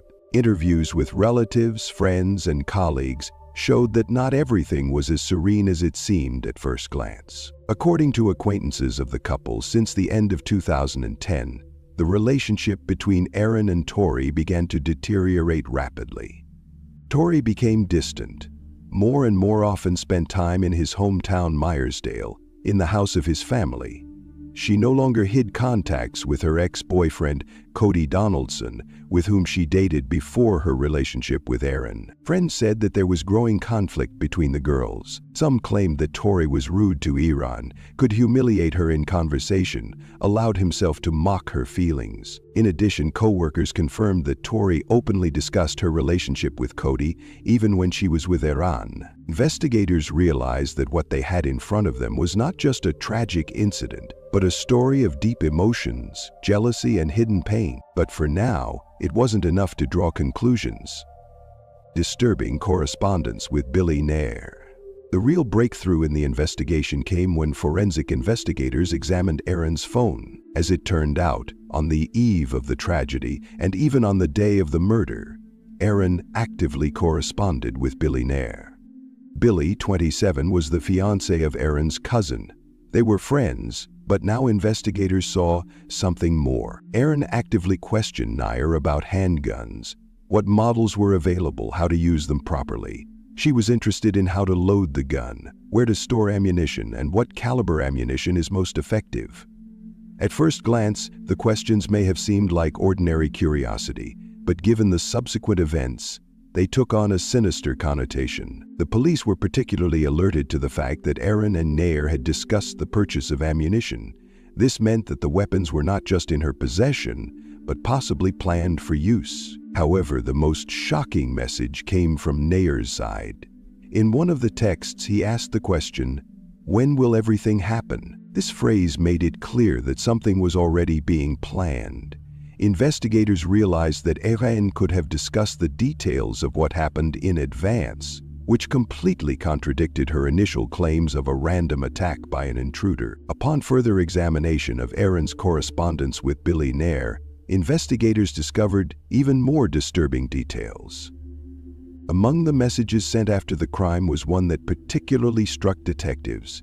Billy Nair asked Erin to send him a picture of Tori after the incident. At first glance, the request seemed creepy and unfathomable, but what was most striking was that Erin actually complied with his request. In a return message, she sent him a picture of Tori Minnick. Investigators have begun to find out how involved Billy was in the events. So far, his role in the story has been unclear. While investigators dealt with the digital evidence, experts completed the analysis of the hammer found. The lab test results were key. Aaron's fingerprints were on the handle, and Tori Minnick's blood was found on the head of the hammer. This discovery shattered everything Aaron said. She claimed she never touched the weapon. But now it's been proven that she held the hammer in her hand and that it was the object that struck Tori. This was the final nail in the coffin of the unknown perpetrator theory. Investigators analyzed in detail all the evidence that was collected at the scene of the crime and saw clear inconsistencies in the story of Aaron. She claimed that an unknown attacker had attacked them, but there were no signs of struggle, scratches, or bruises on her body to corroborate her story. In addition, the window that she believed the perpetrator had broken while escaping had been broken from the inside, which contradicted her statement. Interviews with neighbors also yielded important information. None of them had seen anyone leaving Aaron's house that morning. This cast doubt on her claim that the intruder had fled in an automobile. The strongest evidence was the hammer found in the garage. It had Aaron's fingerprints and Tori's blood on it, making her the prime suspect. Additionally, investigators examined Aaron's correspondence with Billy Nair. It was clear from the messages that they had discussed guns the day before the tragedy. Aaron asked questions about guns, ammunition, and their use, and Nair was interested in when everything would happen. These facts completely destroyed her version of the attack. The investigators concluded that Aaron was hiding the truth. It no longer looked like a random attack. Everything pointed to premeditation. As soon as the results of the tests and digital evidence became available, the police officially arrested Aaron Everett. Now she had to answer for her actions. Even so, she continued to insist she was innocent. Investigators knew this story wasn't over. There was a long trial ahead to set the record straight. After Aaron Everett was arrested and all the evidence was fully analyzed, the case went to trial. The prosecution argued that the evidence against her was more than sufficient, and the defense tried to mitigate the guilt, presenting the crime as a tragic accident caused by emotional stress. The trial attracted enormous public attention. Everyone in the small town knew what had happened, and people were divided into two camps. Some saw Aaron as a ruthless criminal, others as a victim of a complicated relationship pushed to the limit. The courtroom was full every sitting day. Tori Minnick's relatives were in the front rows, their faces expressing anger and grief. Aaron's family sat apart, depressed and silent. The atmosphere in the room was tense.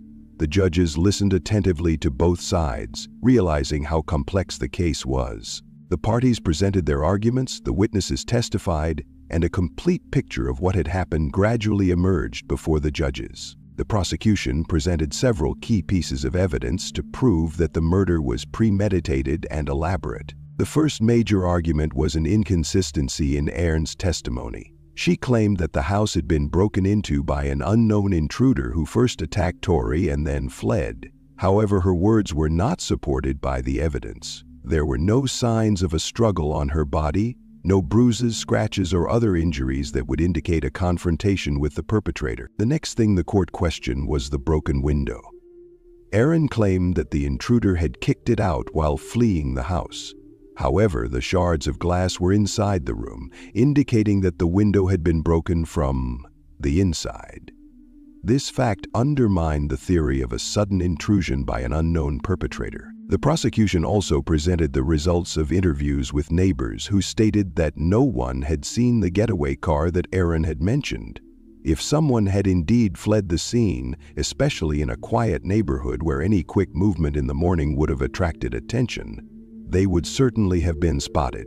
The most serious evidence, however, was the hammer found and the correspondence with Billy Nair. The hammer found in the garage contained Aaron's fingerprints and Tori Minnick's blood. This meant that Aaron had held the hammer and used it, which completely disproved her words that she had not touched the weapon. An even more disturbing element of the prosecution's case was the correspondence with Billy Nair. In messages the day before the tragedy, Aaron asked questions about guns, their construction, and ammunition calibers. They also discussed buying ammunition and how to use it. But the most shocking moment was Nair's question, who wrote, "When is it going to happen?" This detail, according to the prosecutor's office, indicated that the murder was not random but planned in advance. Aaron's defense tried to present the case in a different light. The defense lawyers argued that Aaron was not a cold-blooded criminal, but was in an extremely difficult emotional situation. They detailed the difficulties in the relationship between Aaron and Tori. Witnesses confirmed that Tori was often abusive to Aaron, allowed herself to be taunted, and was physically aggressive. A particularly difficult moment for Aaron was learning of the affair.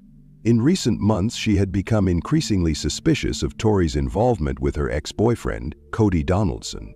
Then she learned that Tori had indeed continued her relationship with him despite their engagement. According to the attorneys, this emotional turmoil left Aaron in a state of despair, and she did not realize her actions at the time. Additionally, the defense tried to prove that Billy Nair could have influenced her.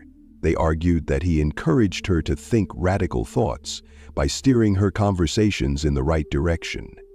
But despite all these arguments, the defense failed to explain why Aaron sent a picture of Tori Nair after the murder. This moment became a key point for the prosecution, proving that her actions were not chaotic or unconscious. Aaron froze for a moment, sighing heavily, avoiding the gazes of the people in the audience. She began to speak slowly, her voice trembling, but there was a final resignation to the inevitable in her words. She admitted that she had lived in emotional distress for a long time, feeling the pain, humiliation, and jealousy destroying her from the inside out. That night, she woke up with a clear thought. It had to end. She picked up the gun, walked over to the bed, and fired twice. When she realized Tori was still breathing, she was afraid she was going to make it, and in a panic, she grabbed the hammer to make sure it was over. She then put the gun away, broke the glass, called her mother, and made up a story about a burglar. Billy Nair was also subpoenaed. He denied any involvement in the crime, claiming that their correspondence was just a theoretical discussion. However, the prosecution presented his request for a photograph, which cast doubt on his words. The court decided to punish Nair for complicity. After weeks of hearings, the court delivered its final verdict. On March 27, 2013, Aaron Everett was found guilty of first-degree murder. The court sentenced her to life in prison without parole. Billy Nair was found guilty of solicitation on the same day and received 20 years in prison. Ashley Pittman Scott was born in November 1978 in Bossier City, Louisiana. Her life began as the story of a small but close-knit family. Her father passed away when Ashley was just a baby, and soon her mother met Jim Pittman. Not only did he become her new life partner, but he officially adopted Ashley when she hadn't even started school yet. Jim raised the girl as his own daughter, and in their home there was an atmosphere of love and care. From an early age, Ashley stood out for her intelligence and desire for knowledge. In school, she quickly became a favorite of teachers due to her diligence and friendly character. After graduating from high school, she decided to enter the University of Ouachita Baptist in the state of Arkansas. The choice of university was not random. Ashley dreamed of an education that would combine academic knowledge and spiritual development. There she chose to major in English, hoping to share her knowledge with the younger generation. It was at the university that Ashley met Jeffrey Scott.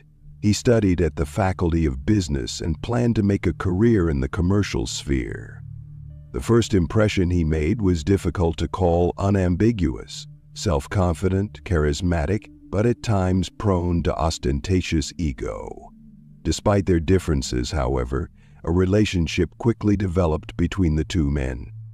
And Jeffrey seemed to Ashley as someone who could become her support, a reliable companion. Their relationship developed rapidly, and in June 2001 they were married. After the wedding, the couple moved to Memphis, Tennessee, where Jeffrey found a job in the business sector and Ashley began teaching English at a local school. She loved her profession, and her students commented on her as an attentive and friendly teacher. Every day she tried to make her lessons not only useful but also fun, inspiring teenagers to learn about literature and language.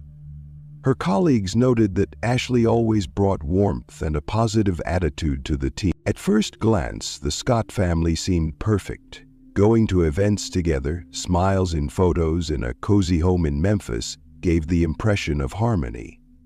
Ashley was deeply religious and tried to follow her moral principles. She strove to support her husband in his career endeavors, even though Jeffrey often worked late or was away on business trips. Their marriage seemed to be built on trust and understanding. From time to time, however, cracks did show. Ashley's friends noted that in recent years she had become more withdrawn. Some noticed that her usual cheerfulness was fading, but she herself never complained. Jeffrey's critics were left to speculation, for Ashley did not allow herself to bring her family difficulties into discussion. She was the kind of person who preferred to save face even in difficult moments. As their relationship progressed, problems began to accumulate in the family. In 2005, Ashley was arrested for driving under the influence of alcohol. This event was a strong blow for her because she had always prided herself on her discipline. It was then, according to friends, that she began to talk openly about problems in her marriage for the first time. Jeffrey seemed to become increasingly detached and irritable. His fits of anger were followed by periods of complete indifference. Ashley said he began to criticize her for everything from her appearance to the way she managed her household. Some of her loved ones even suspected that Jeffrey might be physically aggressive toward her. But Ashley never confirmed these rumors. The situation worsened in the summer of 2006. One day, Ashley called a friend late at night and told that Jeffrey, being drunk, tried to strangle her. This news shocked acquaintances, but Ashley refused to seek help from the police, deciding to give her husband another chance. Nevertheless, her patience was coming to an end. Close friends noted that in the final weeks before Thanksgiving, she was thinking more and more about divorce. Moreover, her car was found with her belongings neatly packed in the trunk, which could indicate that she was ready to move. On November 23, 2006, Thanksgiving Day, Ashley and Jeffrey Scott decided to spend time at home, away from the hustle and bustle and guests. It was a relaxing evening filled with the traditional holiday atmosphere. They enjoyed socializing and, according to Jeffrey, drank wine while discussing plans for the future. At some point, however, a quarrel broke out between the spouses. The reason was, as Jeffrey later reported, an unexpected text on Ashley's phone, which he accidentally saw. Tension grew and emotions took over reason. During the night, Ashley felt ill, but Jeffrey, he said, believed she only needed rest. In the morning, he found that his wife's condition had not improved.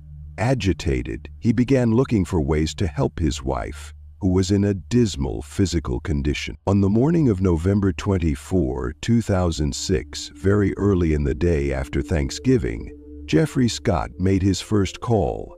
It was not a call to the police or ambulance, but to his friend, Dr. Robert McGee. In a panic, he reported that his wife Ashley was unconscious and unresponsive to attempts to bring her to consciousness. Robert, a physician with years of experience, immediately realized the situation was serious and rushed to the Scott home to see for himself the woman's condition. Upon arrival, Dr. McGee found Ashley lying on the bedroom floor. Her face was pale, her breathing was absent, and her response to stimuli was completely absent. Robert attempted CPR, but quickly realized his efforts were failing. He urged Jeffrey to call emergency services, but for unknown reasons, the 911 call was not made until an hour later. At 3:46 p.m., medics arrived almost immediately, but their help was also futile. They pronounced Ashley dead on the spot. Along with the medical team, police officers also arrived, as the circumstances of the incident required an immediate investigation. It was from this moment in the Scott house that the thorough work of investigators began. The police officers, while inspecting the house, did not immediately notice anything obviously unusual. The house looked clean and well maintained, with most of the rooms showing no signs of struggle or disorder.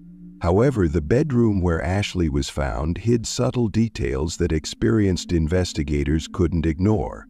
The floor was covered with a soft carpet, but on it, not far from the woman's body, lay the shards of a broken vase. According to Jeffrey, the vase had broken accidentally during their argument the night before. However, forensic experts recorded that the shards were scattered unevenly, and some of them were at a considerable distance from the main mass, which looked strange. Ashley's body was dressed in casual home clothes, but her position on the floor looked unnatural. Forensics noted that it was as if the woman had been carefully arranged in this pose, rather than falling over accidentally.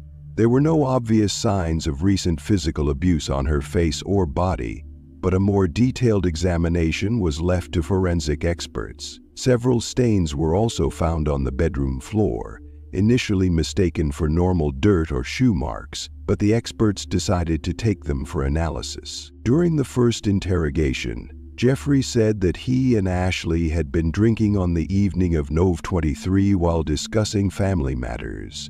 He mentioned that he happened to notice a message from an unknown man on her phone, which was the cause of their argument.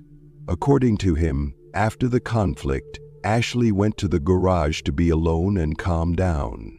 He claimed that she stayed there until the morning, when he found her unconscious and carried her into the house. However, this version immediately raised doubts among the investigators.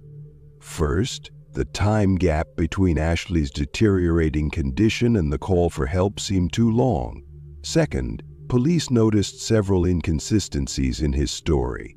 Jeffrey stated that he tried to revive her as soon as he realized something was wrong, but judging by the condition of her body, much more time had passed than he claimed. A parallel examination of the garage gave investigators new things to think about. Small stains were found on the concrete floor that could have been a liquid related to the incident. These stains piqued the interest of forensic investigators because they were close to where Jeffrey said Ashley had spent the night. The nature of the stains remained unclear, and they were taken for analysis. From the beginning, police had several hypotheses about what may have happened at the Scott home. The first hypothesis suggested that Ashley may have been injured in an accident. She might have tripped, fallen, or passed out for some other reason. This version seemed the most likely early on, as there were no obvious signs of violence or outside interference at first glance. However, the secondary version was based on the accounts of the couple's acquaintances, who began to share their observations about the strained relationship between Ashley and Jeffrey. In the first hours of the investigation, police contacted Ashley's close friends and co-workers, who pointed out a number of disturbing facts. Some of them noted that Ashley had often seemed depressed in recent months, and said there were serious problems in their marriage. This assumption added a new level of complexity to the case. The third theory involved third-party interference. Ashley's cell phone became the subject of intense scrutiny. The message that Jeffrey said had sparked the argument could have been related to her recent plans to change her life. According to her friends, Ashley recently considered divorce and even consulted a lawyer. CSI found luggage in her car with her belongings, which also pointed to her possible intentions to leave her husband. There was also mail from the two Nancy Wright Mitski's house, but the question remained, could the message really matter, or was it just an excuse for conflict? As investigators dug deeper into the details, the evidence gathered began to form a contradictory picture. One key item that piqued their interest was a print found on the bedroom floor. Its shape and location didn't match the shoes Jeffrey had worn that day, and it led police to wonder if something more complex than a domestic dispute had taken place. In parallel, analysis of the stains found in the garage suggested that their nature could be related to bodily injury, but confirmation of this was yet to be obtained. Forensic experts were preparing to present their report on the condition of Ashley's body, which could provide definitive answers or, on the contrary, further confuse the case. The investigation focused on identifying contradictions in Jeffrey Scott's testimony and analyzing the evidence collected. The first doubts were raised by the time lag between Ashley's deteriorating condition and the emergency services being called. However, it was the small details that proved most significant, which eventually formed a coherent picture. In the garage where Jeffrey said Ashley had spent the night, experts found stains believed to have been left by a bodily fluid. Laboratory analysis confirmed that it was blood, and its location on the floor was not consistent with an accidental fall. Moreover, the nature of the marks indicated that the body may have been moved, leading the police to question Jeffrey's honesty. Forensic experts determined that Ashley had injuries that were not typical of a single blow or fall. There were marks found on her body that could indicate multiple physical impacts. Of particular note was a print found on her skin that resembled the sole of a shoe. This evidence aroused serious suspicion, but the investigation has not yet disclosed its significance. The text message that sparked the altercation turned out to be a standard text from Ashley's co-worker that was work. However, a subsequent analysis of the phone revealed something else. Ashley was in active correspondence with a lawyer discussing the possible dissolution of her marriage. This fact, combined with the packed luggage found in her car, indicated her willingness to leave Jeffrey. The investigation suggested that this may have been the trigger for the conflict. Ashley's friends told police that she repeatedly complained of emotional pressure from her husband. One close friend recalled an incident in the summer of 2006 when Ashley called him at night and told him that Jeffrey had tried to strangle her after an argument. This incident was never documented because Ashley chose not to go to the police, but it has now become an important element of the case. When investigators presented Jeffrey with data that contradicted his version of events, he began to confuse his answers. For example, he claimed that he left Ashley in the garage because she insisted on doing so herself. However, experts determined that the woman's injuries precluded her ability to move around on her own. Additionally, Jeffrey stated that he tried to help his wife immediately in the morning, but could not explain why it took hours before 911 was called. This fact, along with calling Dr. McGee instead of an ambulance, seemed unnatural. Investigators began to consider the possibility that Jeffrey was trying to cover up the evidence of his actions. Before Dr. Robert McGee's testimony was crucial to the investigation. He confirmed that when he arrived at the Scotts' house, he found Ashley unconscious and immediately demanded that paramedics be called. McGee noted that he was surprised at the delay in calling 911, but did not argue with Jeffrey at that point. His description of Ashley's condition and her posture on the floor did not match Jeffrey's story about trying to move her to the bedroom. This discrepancy became another link in the chain of suspicion. Combining witness testimony, forensic evidence, and contradictions in Jeffrey's words, the investigation concluded that the events of that night were more complex than Ashley's husband had attempted to describe. An argument over a text message could have escalated into conflict and then tragedy. Evidence indicated that Ashley may have been hurt as early as the evening before, but help was not provided in a timely manner. This conclusion led police to focus on Jeffrey as the prime suspect. Although investigators did not release details to the public, the shoe print they found became a key piece of evidence. Its shape and size didn't match Ashley's shoes, eliminating the possibility of an accidental fall or self-inflicted injury. This discovery finally strengthened the hypothesis that Ashley's injuries were intentional, but investigators chose not to charge Jeffrey for the time being, waiting for additional corroboration. As the investigation progressed, major suspicions began to focus on Jeffrey Scott. His behavior on the day of the tragedy, numerous inconsistencies in his statements, and evidence found in the house painted a disappointing picture. Investigators noticed that his account of how the events unfolded did not match the forensic evidence. It looked particularly suspicious that Jeffrey had first called a friend rather than the emergency services, and considerable time had passed before he decided to call an ambulance. Key clues such as stains in the garage and a shoe print on Ashley's body, as well as evidence of strained family relationships, heightened suspicions.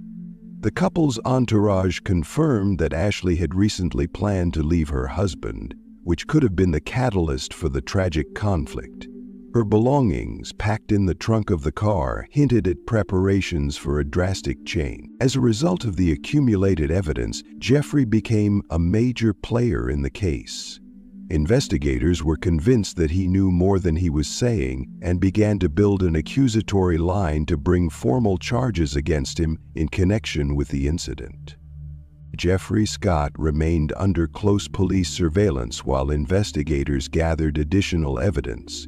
They continued to verify details of his version of events, while simultaneously interviewing Ashley's close friends and acquaintances. One of the key witnesses was Virginia Brown, Jeffrey's co-worker and former lover, whose words made an important contribution to the case. After the tragic death of Ashley Scott, investigators focused on Jeffrey, who was repeatedly interrogated in an attempt to uncover all the details of the events of that night.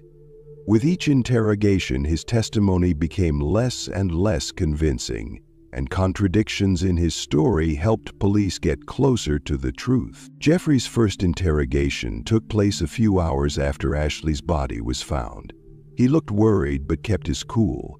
Jeffrey said that on the evening of November 23, they had an argument over a text message on Ashley's phone, after which she went to the garage to calm down. He claimed he found her unconscious in the morning, but couldn't explain why he didn't call an ambulance right away. His words seemed logical at first glance, but the details did not agree with the conclusions of the forensic experts. At the second interrogation, Jeffrey began to confuse his testimony. Investigators asked more questions about the time period between when he discovered Ashley in the morning and the 911 call. He spoke of confusion and fear, but the explanations seemed unconvincing. The questions about the bloodstains in the garage were a particularly poignant moment. Jeffrey claimed he hadn't noticed anything unusual, but the experts already knew it was Ashley's blood. During the third interrogation, investigators began pressing Jeffrey with questions about his relationship with Virginia Brown. She told police about an incident in the summer of 2006 when Jeffrey hit Ashley in front of her. Upon hearing about it, he tried to justify himself, calling the incident a domestic dispute. When investigators asked if he knew about Ashley's plans to leave, he became visibly nervous but denied knowing. At the fourth interrogation, the investigators presented Jeffrey with the results of the forensic tests. They said that the stains in the garage were traces of blood, and Ashley's injuries could not have been accidental. Under pressure, he began to remain silent, avoiding direct answers. When asked about the trunk of Ashley's car with her belongings, he stated that he knew nothing about it. But his reaction betrayed an inner tension. By the conclusion of the interrogation, Jeffrey Scott couldn't handle the pressure. The atmosphere in the room was tense, and the investigators bluntly asked him how to explain the bloodstains in the garage and the injuries found on Ashley's body. After a long silence, he lowered his head and uttered, "I never meant for it to go this far." Those words were his first confession, though he tried to portray what happened as an accident. Jeffrey revealed that during an argument with Ashley on the night of Nov 24, he lost control. He claimed he pushed her in a fit of anger and she fell. He said he was sure she had simply gone into the garage to be alone and found her unconscious in the morning. Investigators, however, did not believe his version of an accident. Ashley's injuries, bloodstains, and witness statements pointed to more serious violence. This partial confession did not exonerate Jeffrey, but only confirmed his involvement in the tragic events, which strengthened the prosecution's case. Virginia Brown played a key role in the case. She was called in for questioning as investigators learned that she was not only close to Jeffrey, but also knew Ashley personally. Virginia confirmed that she did have an affair with Jeffrey that lasted several years, but her account of relationships within the Scott family was a real breakthrough for the investigation. She said she witnessed violence in the summer of 2006. According to her, Ashley arrived at her home one day after an argument with Jeffrey. While the women were talking, Jeffrey arrived unexpectedly, burst into the house, and hit Ashley on the back several times while yelling at her. The incident shocked Virginia, but Ashley refused to go to the police at the time, saying she didn't want to make the situation worse. Investigators also learned that Virginia communicated with Ashley after the incident, and she told them that she felt unsafe but hesitant to leave because of her fear of Jeffrey. This evidence helped the investigation build a motive and show that tension was building in the Scotts' relationship. Virginia Brown's words became one of the crucial pieces of evidence that strengthened the suspicions against Jeffrey. Combined with other evidence, stains in the garage, analysis of Ashley's injuries, and contradictions in Jeffrey's testimony, police were able to convince themselves of his involvement. In January 2007, he was arrested on a second-degree murder charge. The investigation confidently filed charges that were to be tried in court. The trial of Jeffrey Scott, which began in late 2008, was the culmination of a months-long investigation into the tragic death of Ashley Scott. The case caused considerable public outcry, not only because of the horrific circumstances of the crime, but also because of the theme it raised: hidden family violence. At the heart of the proceedings was the question of whether Ashley's death was the result of an accident or a deliberate act on the part of her husband. By the time the trial began, the prosecution and defense had prepared for a serious fight. The prosecutors gathered evidence that they said proved that Ashley's death was the result of long-standing marital problems and Jeffrey's intentional actions. On the other hand, the defense tried to portray what happened as an accident, where emotion and impulsiveness, rather than malice, played a key role. The trial was held at the Memphis County Courthouse in Memphis, Tennessee, and was accompanied by increased public attention. The courtroom was packed with reporters and listeners, eager to hear the details of the tragedy. The prosecution built its case on detailed evidence and testimony that painted a grim picture of the relationships within the Scott family. Evidence of injuries. The medical examiners presented a detailed analysis of Ashley's injuries. They stated that the nature of the injuries, including head trauma and multiple contusions, indicated the use of significant force inconsistent with the accidental fall theory.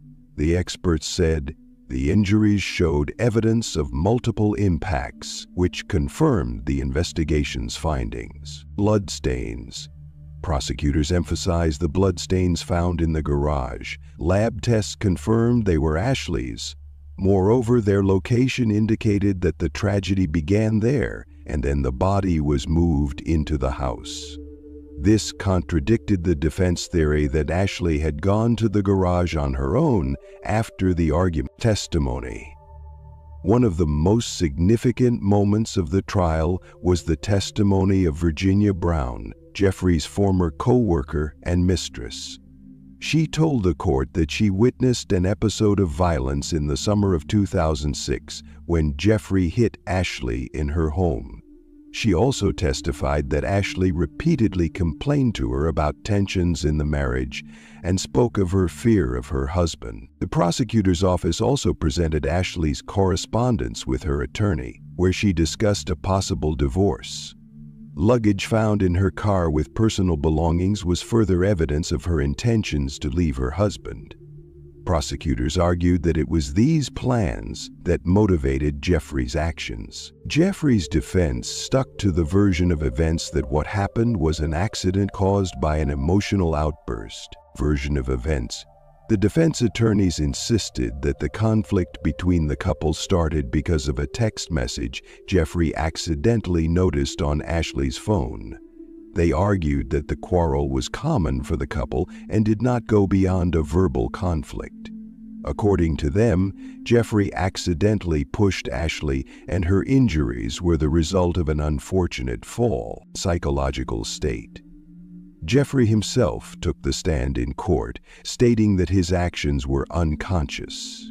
He said that after the conflict on the night of November 23, Ashley went to the garage to be alone. He found her unconscious the next morning and tried to help her. He attributed the delay in calling an ambulance to confusion, challenging the evidence. The defense also attempted to challenge the relevance of the bloodstains in the garage and other evidence, arguing that they could be the result of previous domestic injuries. They argued that Virginia Brown's testimony was prejudicial because she was in a difficult relationship with both spouses. Key points of the trial. The trial lasted several weeks. The court heard from more than a dozen witnesses, including Ashley's friends, who confirmed her fear of Jeffrey, and staff at the school where she worked. Prosecutors used contradictions in Jeffrey's testimony to demonstrate his attempts to hide the truth. One crucial point was the analysis of the injuries. Forensic experts emphasized that their nature ruled out the possibility of an accidental fall. Especially the jury's attention was drawn to the photos of the injuries, which according to experts indicated a physical impact. In January 2009, the jury reached a verdict, finding Jeffrey Scott guilty of second-degree murder. The court took into account the evidence presented, the testimony of witnesses, and Jeffrey's partial confession. His version of the accidental events did not convince the jury or the judge. In February 2009, the court sentenced Jeffrey to 25 years in prison without parole. The judge noted that the crime was not random and was the result of long-standing marital strain. In sentencing, he emphasized that Ashley's family and friends lost a loved one because of an unwarranted outburst of aggression. Jeffrey Scott is serving his sentence at the Bledsoe County Correctional Facility in Bledsoe County, Tennessee. According to court records, his release is expected in April 2030. This sentence was the final point in a tragic story that left a deep wound in the lives of Ashley's loved ones.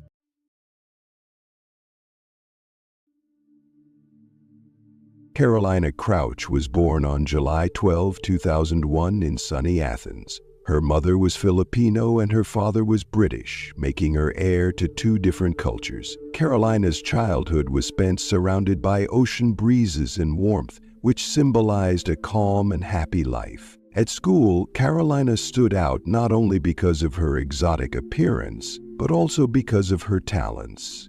She was intelligent, athletic, and ambitious. Her classmates remembered her as an energetic and friendly girl who was always ready to help. Her teachers noted her aptitude for math and analytical thinking. In the future, she planned to study statistics and become a specialist in this field, but fate ordered otherwise. When Carolina was 15 years old, she met Babis Anagnostopoulos, a successful civil aviation pilot 12 years older than her. Their first meeting happened by chance on an island in Greece, where Carolina went on vacation with her family. For a young girl, Babis was the embodiment of maturity and confidence. He surrounded her with attention, beautifully courted, and immediately managed to please her. Over time, their relationship developed rapidly. Bobby's knew how to create the impression of a caring and reliable partner. He gave Caroline gifts, made unexpected surprises, and promised her a future full of love and happiness. Their romantic trips, walks in Athens, and time spent together seemed like the embodiment of a fairy tale.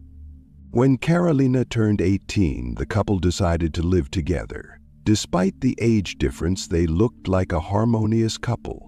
A year after the beginning of their life together, Bobby's proposed to Carolina.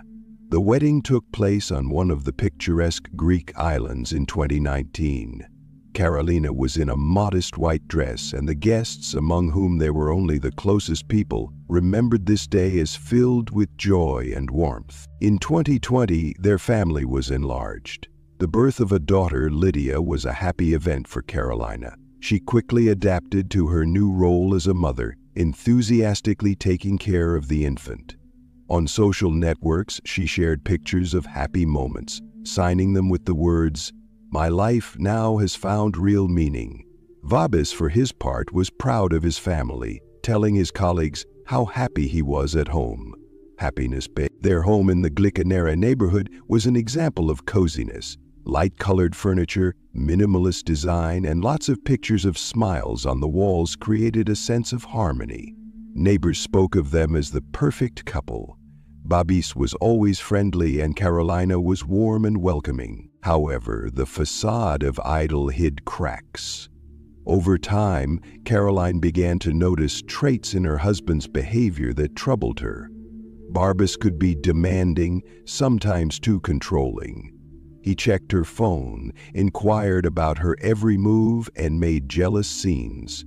It didn't seem threatening, but it made Caroline uncomfortable. Some friends noticed that Caroline sometimes seemed pensive and sad, but she preferred not to talk about the problems in the family.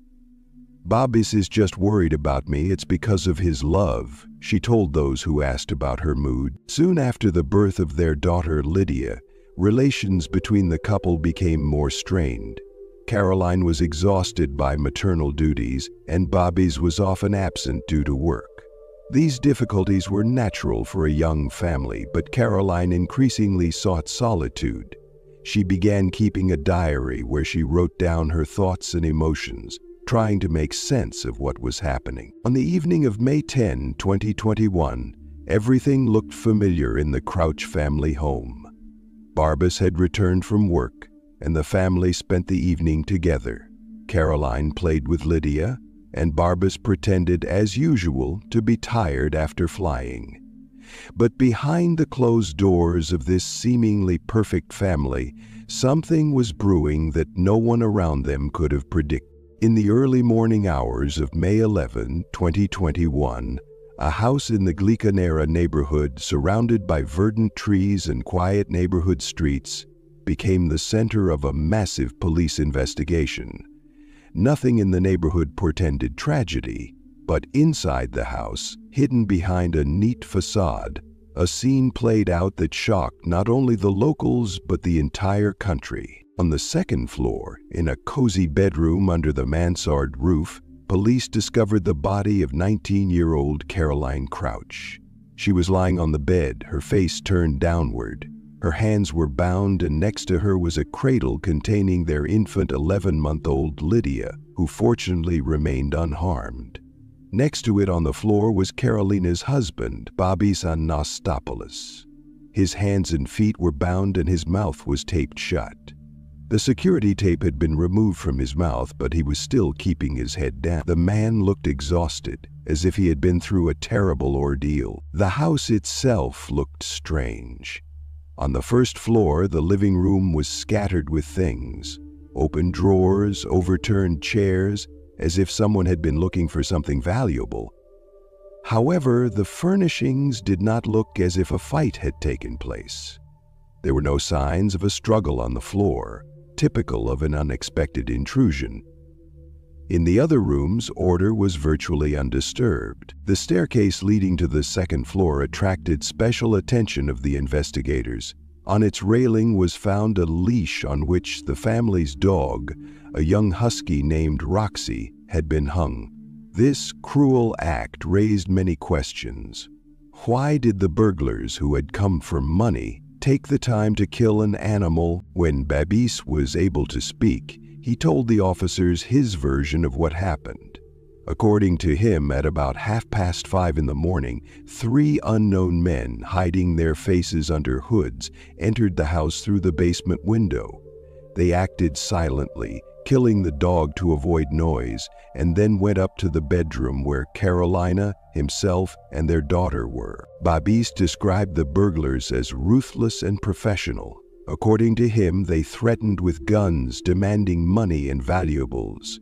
When he pointed them to a stash of 1,000 euros, which he said should have been enough for their purposes, the criminals took the money but did not stop there. He said that one of the robbers pointed a gun at the infant, and Caroline, acting on instinct, tried to protect the child. However, her resistance only enraged the criminals. A brief struggle ensued which, according to Babis, resulted in the leader of the group deciding to kill the young woman to avoid further resistance. The criminals then allegedly tied Babis up so that he could not call for help and fled the house. The scene Babis described sounded convincing, but officers immediately had questions. The robbery, even under all the circumstances, seemed unusual. The burglars acted violently but left many valuables, including electronics and jewelry, in the house. Moreover, the manner in which Caroline and the dog were killed was beyond the scope of a typical robbery. The crime appeared personal, but evidence pointing to motives or other participants was seemingly absent. Key to the investigation was analyzing the crime scene. Investigators scrutinized every corner of the house to find anything that might shed light on the details of what happened.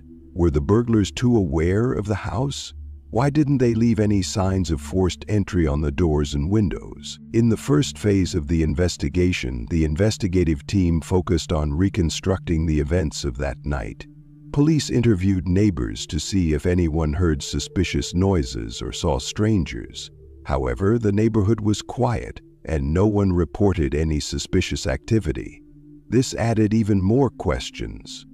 Were the perpetrators so professional that they left no trace? Or did they really know how to avoid detection? Police officers also began examining devices found in the house, including a phone and electronic gadgets, to reconstruct a picture of the night's events. An important step was the removal of a memory card from a surveillance camera installed on the first floor. However, it was not in the camera. Someone had removed it before the crime was committed. The more time the investigators spent at the scene, the more difficult it became to understand what exactly happened that night. The situation looked confusing, and the motives of the perpetrators remained unclear. Nevertheless, the investigation began to form the first versions that were to be checked. Babis's initial testimony about the attack by the 3 robbers was taken as a basis. The investigation immediately began working according to standard procedures, searching for suspects who might have had access to information about the family and their finances, checking possible connections with criminal groups, and analyzing the evidence left at the crime scene. Gradually, however, details began to emerge that raised doubts about the veracity of the described version of events. The first thing that raised questions for the investigators was the condition of the house. For a robbery that turned into a tragedy, the disorder in the living room looked strange. Pulled-out drawers and scattered papers looked like it was done on purpose. However, nothing of value, other than the 1,000 euros Babis mentioned, had been stolen. Electronics, jewelry, and other valuables were left untouched. The police recorded that there were no signs of forced entry. There was no damage to the windows and doors, which are usually left after a break-in. This circumstance cast doubt on Bobby's words that the criminals entered through the basement window. In addition, the dog that normally sounded the alarm had been killed, but no neighbors reported the sounds of a struggle or barking. One of the key sources of information for the investigation was technological devices. Caroline's smartwatch, which she wore, was sent for analysis. This watch recorded data on her heart rate and physical activity. The police wanted to understand at what time the tragedy could have occurred in order to reconcile this with the husband's version of events. It was also important to analyze Bobby's cell phone. That night he was, according to him, tied up and unable to use the device. However, analyzing the data could help determine if there was activity that could be explained by the actions of other people in the house. After receiving a report from Bobby's unsolved that 3 burglars had broken in, investigators began a detailed examination of the Glica neighborhood. One of the first tasks was to examine the footage from the street surveillance cameras. It was a quiet residential neighborhood with cameras at intersections and entrances that recorded car and pedestrian traffic. Police scrutinized the footage from the night of May 11 to identify suspicious vehicles or strangers who might have been traveling in the area. Particular attention was paid to the time periods before and after the reported attack. However, to the surprise of investigators, none of the vehicles captured by the cameras aroused suspicion. All of the recorded cars belonged to local residents, whose movements were confirmed. Even stranger, none of the cameras captured the movements of people matching Bobby's description, 3 men with their faces covered. A full analysis of the recording showed that there were no intruders around the house at the time in question. This data became an important factor for the investigation. If the burglars had indeed entered the house, as Bobby claimed, they could not have done so undetected. The lack of evidence of the presence of intruders heightened the investigators' suspicions. Neighbors of the Crouch family in the Glica neighborhood were shocked by what happened. Police interviewed nearby residents, but none of them reported any suspicious sounds or movement in the neighborhood that night. Even the dog, according to neighbors, usually reacted loudly to intruders, but this time no one heard it barking. This became another strange circumstance. The officers also began to look into the couple's personal life. Barbas and Caroline looked like a perfect couple in photos, but Caroline's diary found in the bedroom contained entries that added a new emotional coloring to the case. In her notes, the young woman shared doubts and worries about their relationship. Some of the lines hinted at conflicts and tension between the couple, although outwardly it did not show in any way. Another important detail was Bobby's own behavior.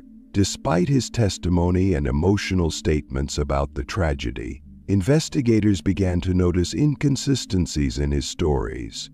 He described the perpetrators as speaking Greek with a foreign accent, but could not give more details. This vagueness raised suspicion that he may have been holding something back. When police began to examine his movements on the day of the tragedy in more detail, the theory emerged that he may have been aware of something that jeopardized his family in advance. His statements about preparing for the robbery, keeping money in the house, turning off the cameras, began to look odd. Based on the information gathered, the police began to build alternative versions.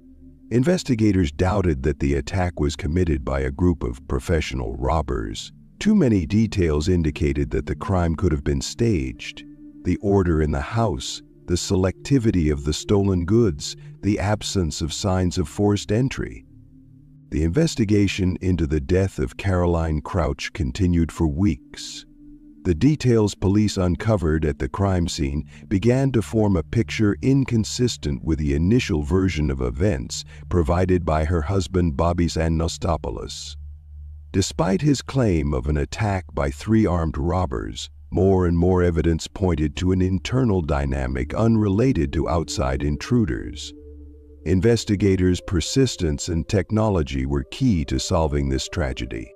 The first major breakthrough came from data from Caroline's smart watch. This watch, which she wore on her wrist, recorded her heart rate and physical activity. According to the information received, her heart had stopped beating even before the time that Babis called the moment of the invasion. This meant that the crime had taken place long before the mythical burglars showed up.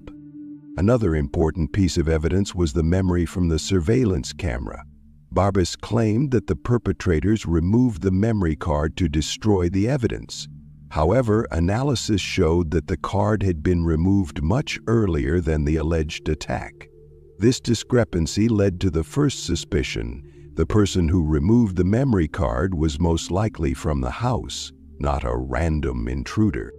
In addition, data from Bobby's own cell phone gave investigators more reason to doubt. At times when he said he was tied up and unconscious, the phone recorded activity. The device was moving around, being used to access apps and interacting with the Wi-Fi network. This made the husband's version less and less convincing. Despite his outward activity and confidence, Barbas began to raise more and more questions for investigators. His behavior in the first days after the tragedy seemed normal for a grief-stricken husband. He attended Caroline's funeral, comforted her family, and was active with the press, publicly expressing his pain and calling for the capture of the robbers.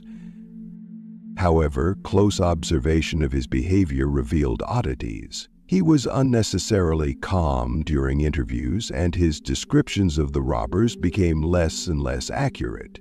Each time he repeated the story, he would add new details or get confused about what he had already told. As the police began to ask him more detailed questions, he began to show signs of nervousness, looking away, confusing the chronology of events and changing the emphasis of his answers. A key element that heightened suspicions against Barbas was Caroline's diary found in the bedroom. In it, the young woman wrote down her experiences with the relationship. From the entries, it became obvious that their marriage was not as happy as it looked in photos on social media. In the diary, Caroline wrote about quarrels, jealousy, and pressure from her husband. She shared thoughts about leaving Barbas and described moments when she felt depressed and unhappy. One entry, dated a few days before the tragedy, contained the words, "I can't live like this anymore. I need to find a way out." These notes gave investigators an idea of a possible motive.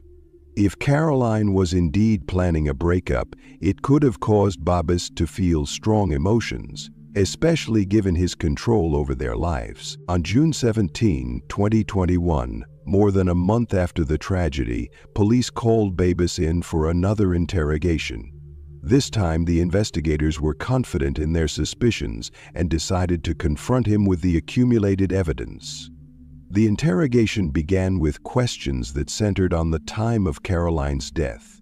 The investigators detailed the data obtained from the smartwatch and asked Barbas to explain why the time of her death did not match the time of the alleged attack. At first, Barbas tried to defend himself. He argued that perhaps the watch had recorded the data incorrectly, or that the robbers could have manipulated it somehow. However, the investigators were persistent. They presented him with surveillance camera analysis and phone data that clearly showed he had been active at the time he said he was tied up. This data began to break down his confidence. When investigators moved on to Caroline's diary, Barbas became visibly nervous. He read passages in which his wife wrote about her desire to leave the family. At this point, he began to get confused in his explanation and then, after several hours of questioning, broke down. Barbas admitted that the robbery was staged. He said that he and Carolina had an argument that night that began over a domestic disagreement, but quickly escalated into an emotional outburst. Caroline, he said, stated that she no longer wanted to stay in the marriage and planned to leave it with their daughter. During his confession, Barbas and Nastopoulos explained that the key motive for Caroline's murder was her threat to leave the marriage and take their daughter, 11-month-old Lydia, with her. According to Barbas, the thought of losing his daughter became unbearable for him. He claimed that Caroline increasingly talked about breaking up, voicing her dissatisfaction with their relationship. Barbas stated that he was willing to do anything to remain a single parent to Lydia. He could not bear the thought of his daughter growing up without him, especially if Caroline decided to move to another city or country. That fear, he says, is what drove him to the fateful decision. After the murder, he hoped to maintain control over his daughter by staging a robbery and presenting himself as a father who had survived a family tragedy. According to Babis, on the night of May 11, the conflict between him and Caroline reached a climax. She accused him of pressure, jealousy, and lack of understanding. Babis, for his part, could not accept the idea of her leaving, especially with a child. At one point, he, as he claimed, lost control of his emotions. In a fit of rage, he grabbed her, and the argument turned into a physical confrontation. By his own admission, he strangled Caroline, realizing what had happened only when it was too late. Realizing that it would look like premeditated murder, he decided to stage a robbery to ward off suspicion. Babis killed a dog to create a sense of brutality typical of professional burglars, turned over drawers and arranged things to make it look like a search for valuables. He then tied himself up and feigned a state of helplessness before calling the police. After confessing, Babis was immediately arrested. The news that he was found guilty of his wife's death sent shockwaves through the community. For Caroline's loved ones, it was particularly painful. The man they thought was the family's pillar and protector turned out to be the one who had taken their daughter and sister away from them. Little Lydia, the only survivor of that night, became the object of care from Caroline's relatives. Her grandparents expressed a desire to take custody of their granddaughter to keep her from further trauma. Babis Anagnostopoulos, who for weeks played the role of victim and grieving husband, has now become the object of public condemnation. His arrest ended the mystery but left many questions about how a man who was supposed to be protecting his family could commit such an act. The trial of Babis Anagnostopoulos began in April 2022 and became the centerpiece of Greek news. A case that was initially perceived as a brutal robbery turned into the trial of a man who murdered his wife and staged the crime. The focus was not only on the details of the case, but also on issues concerning morality, family, and justice. And by the time of the trial, the prosecutor's office had assembled an impressive dossier of evidence. The main counts of the indictment were the premeditated murder of Caroline Crouch, cruelty to an animal, and creating false evidence to mislead the investigation. Key evidence included data from Caroline's smartwatch, Babis's phone activity records, witness statements including neighbors and family friends, and her personal diary. These records were crucial to building a chronology of events, as well as understanding the relationship between the couple. Defense attorneys argued that the murder was committed in a state of passion caused by emotional instability and fear of losing the child. They argued that their client had not planned the crime in advance, but had acted out of passion. However, the prosecutor's office disputed this, citing the premeditation of the actions, including staging the robbery, killing the dog, and preparing false evidence. The court sessions were held in a tense atmosphere. Caroline's parents were the main witnesses for the prosecution and made emotional statements. Her father, David Crouch, struggled to hold back tears as he spoke about how he trusted Babis and considered him part of the family. He betrayed us. He betrayed her. He killed our daughter and then held her baby in his arms at the funeral, feigning grief, he said. The statements from Caroline's parents made a profound impression in the courtroom. Caroline's mother, Susan, added, "He always seemed calm, caring. We had no idea that he could have harbored such cruelty." Babis, for his part, acted calm and tried to appear remorseful. During his testimony, he again pleaded guilty but tried to mitigate responsibility by attributing his actions to emotional instability. "I loved Carolina. It was a temper tantrum. I didn't want her dead," he stated. However, his attempts to justify himself sounded unconvincing, especially against the backdrop of detailed evidence presented by prosecutors. Babis' attorneys tried to focus on his remorse. They argued that he was a good father and was truly sorry for what he had done. However, the judge and jury did not find this to be sufficient justification. The defense also tried to emphasize the stress Bobbis was under because of family disagreements, but prosecutors successfully challenged this argument, citing the cold-bloodedness of his actions after the murder. On May 16, 2022, the court handed down its verdict.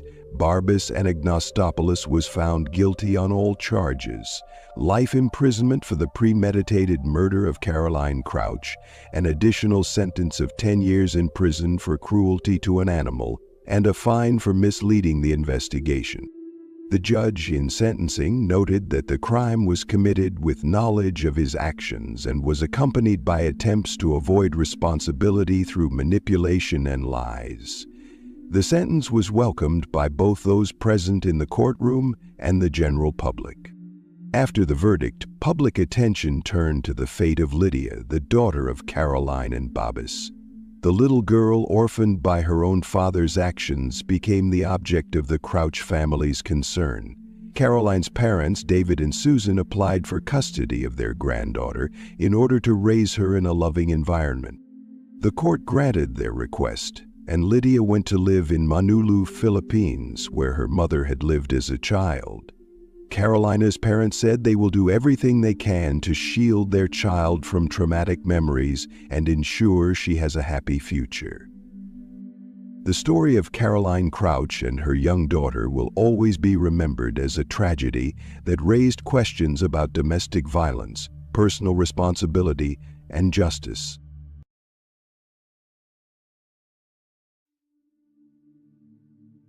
Ellie Gould was born on February 17, 2002, in the quiet town of Calne, located in Wiltshire, England. She was the first child in the family of Matt and Caroline Gould, who spent their lives working in local businesses to provide their children with everything they needed. Ellie soon had a younger brother, Ben, and the Gould family formed a strong, friendly bond that seemed unshakable. Ellie grew up an active and inquisitive child. She was characterized by a rare mixture of discipline and charm. She easily achieved success in school, but remained a person with whom you want to be friends. As a child, Ellie had a passion for horseback riding and was often seen at the local stables helping to care for the horses. This passion continued into her teenage years, becoming not only her hobby, but also a way of expressing herself. Ellie attended Hardenhuis School, one of the best schools in the region. Teachers often spoke of her responsibility and leadership skills. She proved to be a gifted student, especially excelling in the humanities. Her academic success allowed her to seriously consider a career in law. Her family was supportive of her dream of going to university and becoming a lawyer. Ellie seemed like someone who would achieve her goals. Friends and family remembered Ellie as a helpful, kind, and very persistent girl. She was always there if anyone needed help or advice. Her mother, Caroline, often said, "She's like a ray of sunshine in our house. Everything is easier when Ellie is around." Her social circle was quite wide. Ellie easily found a common language with both peers and adults. She had a knack for being the center of attention, but never sought to stand out too much. She had a close friend who was also into horseback riding. Together, the girls planned to organize a trip to an equestrian competition in the summer of 2019. As for her personal life, Ellie started dating Thomas Griffiths, who studied at the same school. Thomas was her age, and their romance started at the age of 16. Many described their pairing as classic school love. They often appeared together, laughed, and seemed happy. But Ellie's friends noticed that her relationship with Thomas wasn't always as perfect as it seemed from the outside. Thomas, though charming and popular among his peers, had a character trait that was troubling.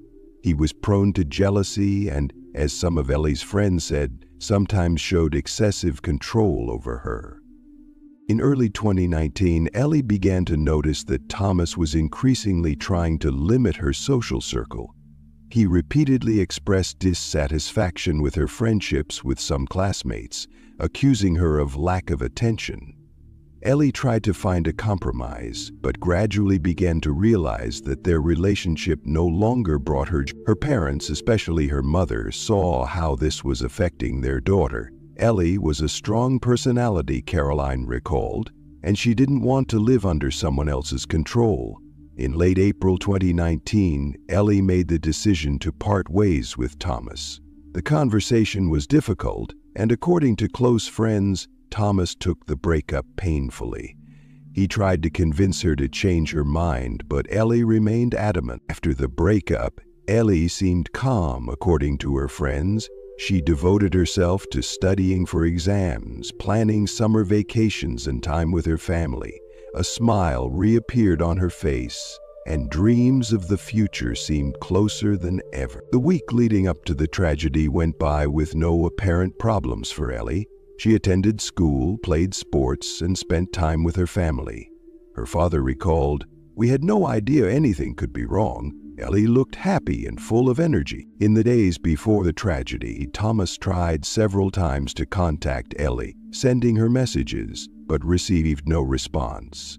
Ellie, as her loved one believed, was trying to distance herself from him to finally bring closure to this painful stage of her life. On Friday, May 3, 2019, Ellie stayed home to study for her exams. It was her last day, filled with routine and the usual rhythm of life.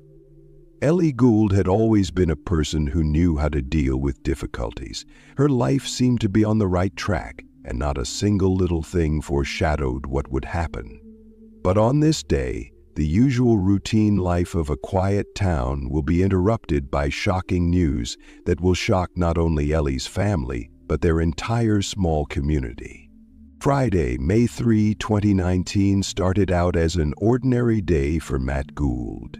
He went to work in the morning, leaving his daughter Ellie at home to study for her school exams. Ellie was a diligent student and often preferred the privacy of the quiet surroundings of home to concentrate. Nothing seemed to portend trouble. Matt returned home at about 4 o'clock in the evening. When he entered the house, he felt something strange. The unusual silence, almost oppressive, seemed unfamiliar to him. Usually Ellie was listening to music or talking to friends on the phone, but now the house seemed empty. "Ellie?" he called out, going from room to room. There was no response.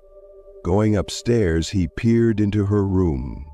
Everything looked to be in its place. The bed neatly made, books stacked on the table. Realizing she wasn't upstairs, he went downstairs and headed for the kitchen. It was there that Matt was greeted by a sight that would change his life forever. On the floor, next to an overturned chair, lay Ellie. Her hair was strewn across the tiles, and there were dark stains around her body that were impossible to miss. It was clear from the first glance that she showed no signs of life. "No! No!" Matt exclaimed, rushing toward his daughter. But as he got closer, he realized there was nothing he could do. Struggling to control his panic, Matt called the emergency services. His voice was shaky and his words jumbled, but he was still able to explain to the operator what had happened. Medics arrived on the scene within minutes, but their conclusion was unequivocal. Ellie was dead. After the medics arrived, the police immediately began examining the scene. From the very beginning, detectives began to figure out that this was not an accident or an intentional accident. The marks on Ellie's body, the furnishings in the kitchen, many things pointed to the violent nature of the incident, but it was impossible to draw conclusions right away. The kitchen where the body was found looked quite ordinary at first glance: a table, chairs, a half-drunk mug of tea. But on closer inspection, detectives found signs of a struggle. One of the chairs had been overturned, and there were marks on the floor as if someone had fought back and tried to defend himself. The items on the kitchen table drew the most attention. Ellie's book and study notebook lay open, as if her studies had been abruptly interrupted. It seemed that Ellie had been studying for her exams and had not expected anyone to be in the house. Of particular importance to the investigation was the knife, which appeared to be the weapon of the crime. Detectives immediately noticed its location and condition, suggesting that it may have been taken from the kitchen stand. Another detail that raised questions was the small marks on the tiles that did not belong to family members. They were barely visible, but their shape and character left room for identification. Police began by questioning the family. Ellie's mother, Caroline, was at work at the time of the tragedy, her alibi confirmed by colleagues.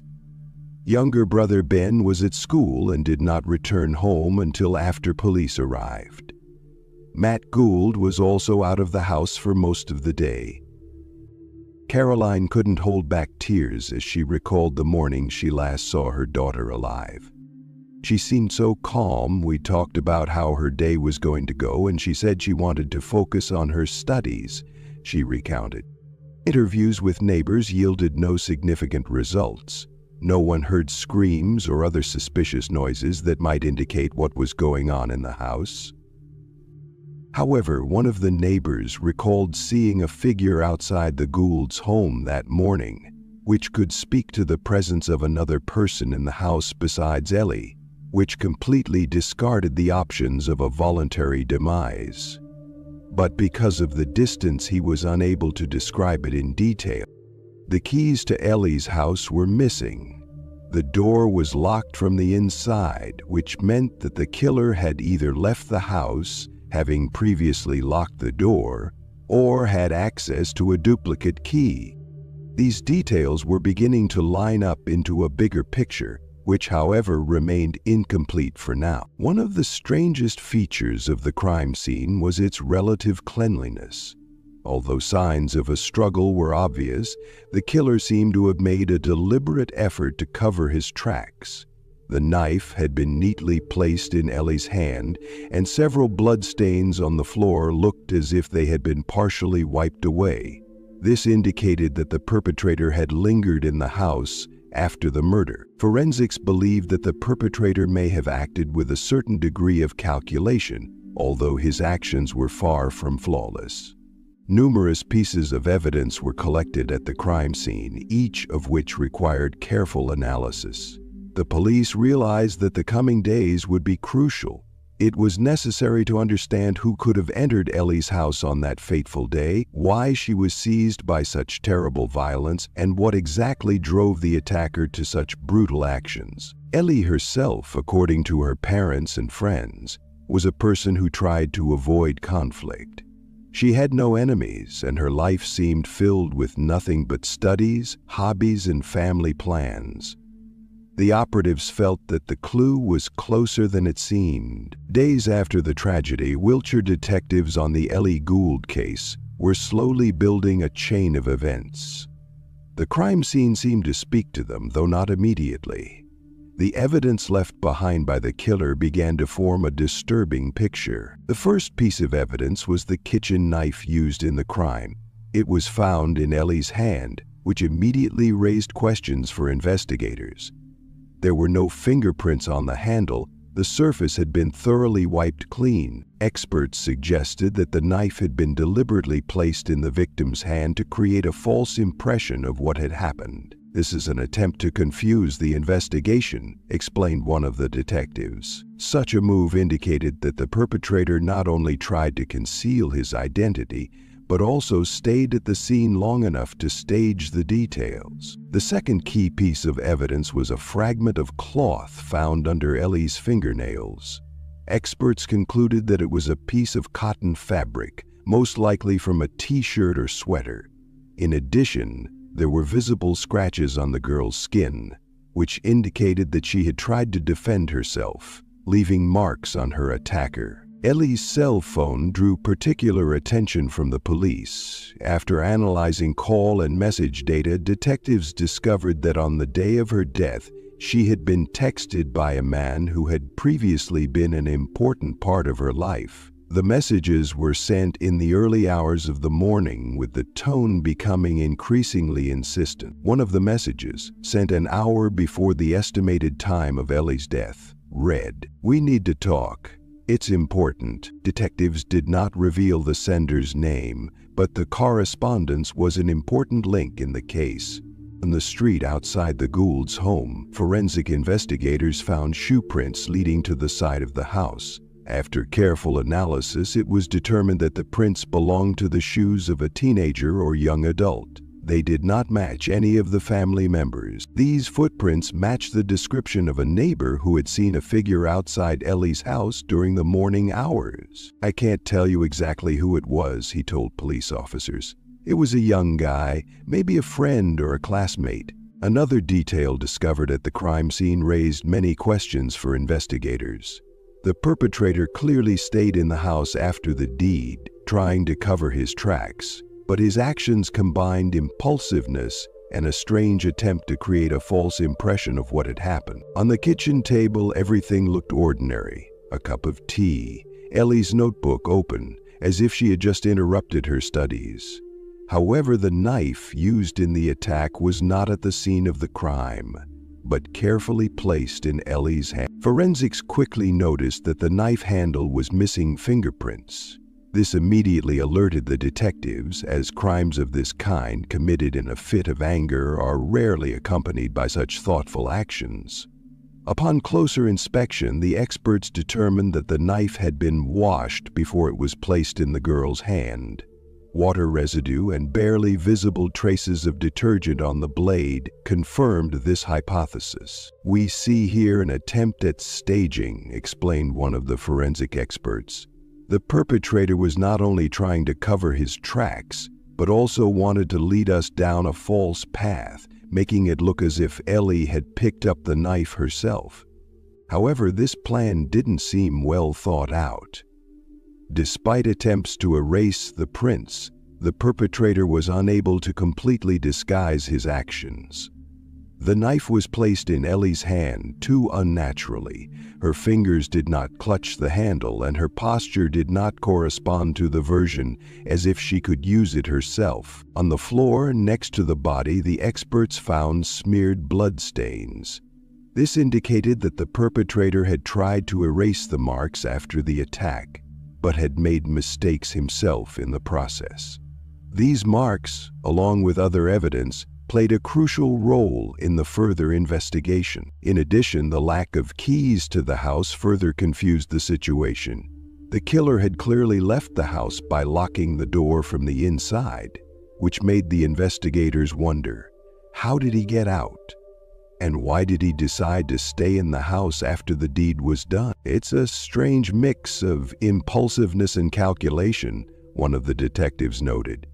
"He didn't plan the whole thing, but he had the coolness to try to confuse us. That suggests he was probably panicked, but he also realized what he had done." The staging attempt did not help the perpetrator avoid suspicion. On the contrary, it became an important part of the investigation, showing not only his inexperience but also the intense emotional strain he was under. As evidence and witness statements were collected, investigators began to reconstruct the last hours of Ellie's life. They determined that she had received several messages in the morning and had likely made an appointment with a person she trusted. Police speculated that this person may have been well known to her and her family, or Ellie would not have let him into the house. Based on analysis of the phone data, the timing of footprints at the scene, and witness statements, detectives' suspicions began to focus on a certain figure. The name of Thomas Griffiths, Ellie's classmate and former young man, soon became key to the investigation. Thomas was the one who sent her the messages on the morning of May 3. His behavior in recent days also raised questions. After breaking up with Ellie, Thomas, as her friends recalled, became obsessive. He tried to repair the relationship, texting her and attempting to meet up several times. When police called him in for questioning, Thomas claimed that he was at home on the morning of May 3, but his parents could not accurately confirm his alibi. Moreover, Experts noticed that the clothes he was wearing that day were missing. Analysis of a fragment of fabric from under Ellie's fingernails confirmed that it belonged to a sweater similar to the one Thomas had worn earlier. The evidence gathered made Thomas the prime suspect. After the murder of Ellie Gould, Thomas Griffiths did everything he could to cover up his involvement. One of his main steps was to create an alibi. He stated that during the morning hours of May 3, he was at school, where his mother allegedly drove him. "My mom dropped me off at school around 9 a.m., Thomas claimed during his first interrogation. "After that, I was in class until lunchtime." At first, his words seemed convincing. However, when investigators began to verify this version, serious inconsistencies emerged.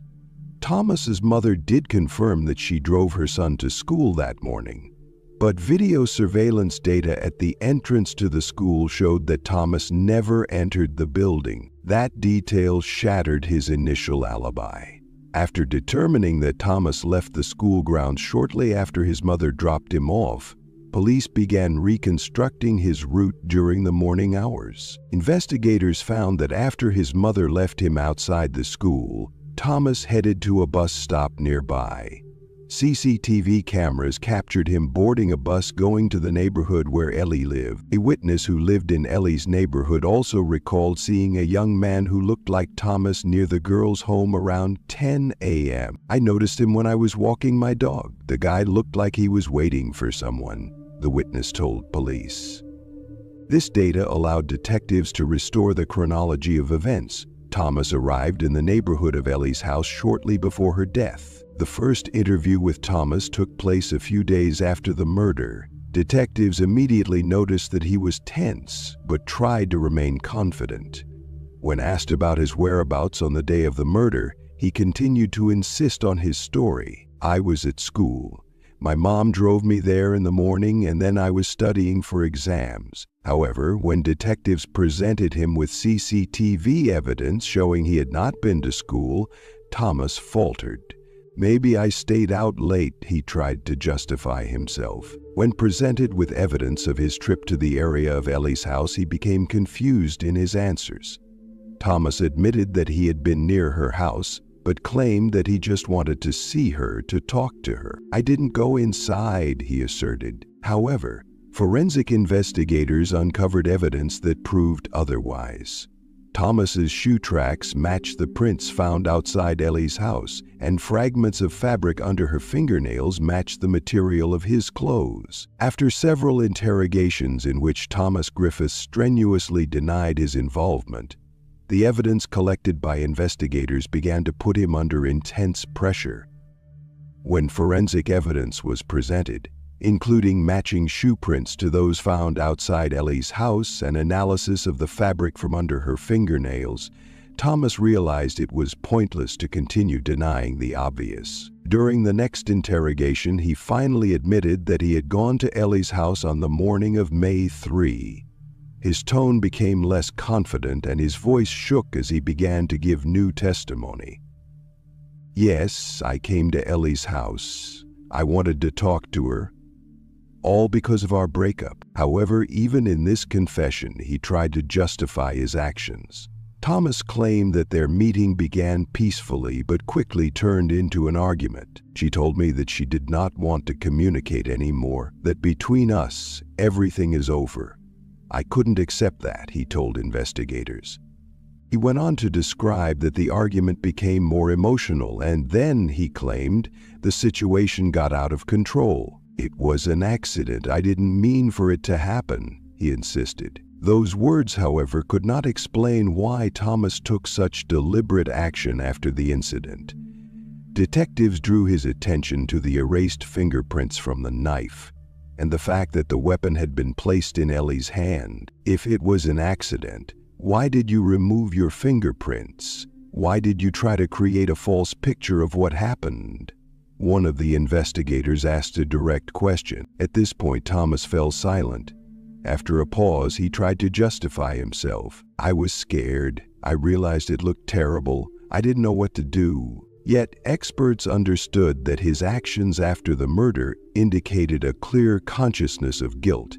Thomas didn't just leave the crime scene, he tried to cover his tracks by carefully erasing the handle of the knife and placing it in Ellie's hand to create the illusion that she could have used the weapon herself.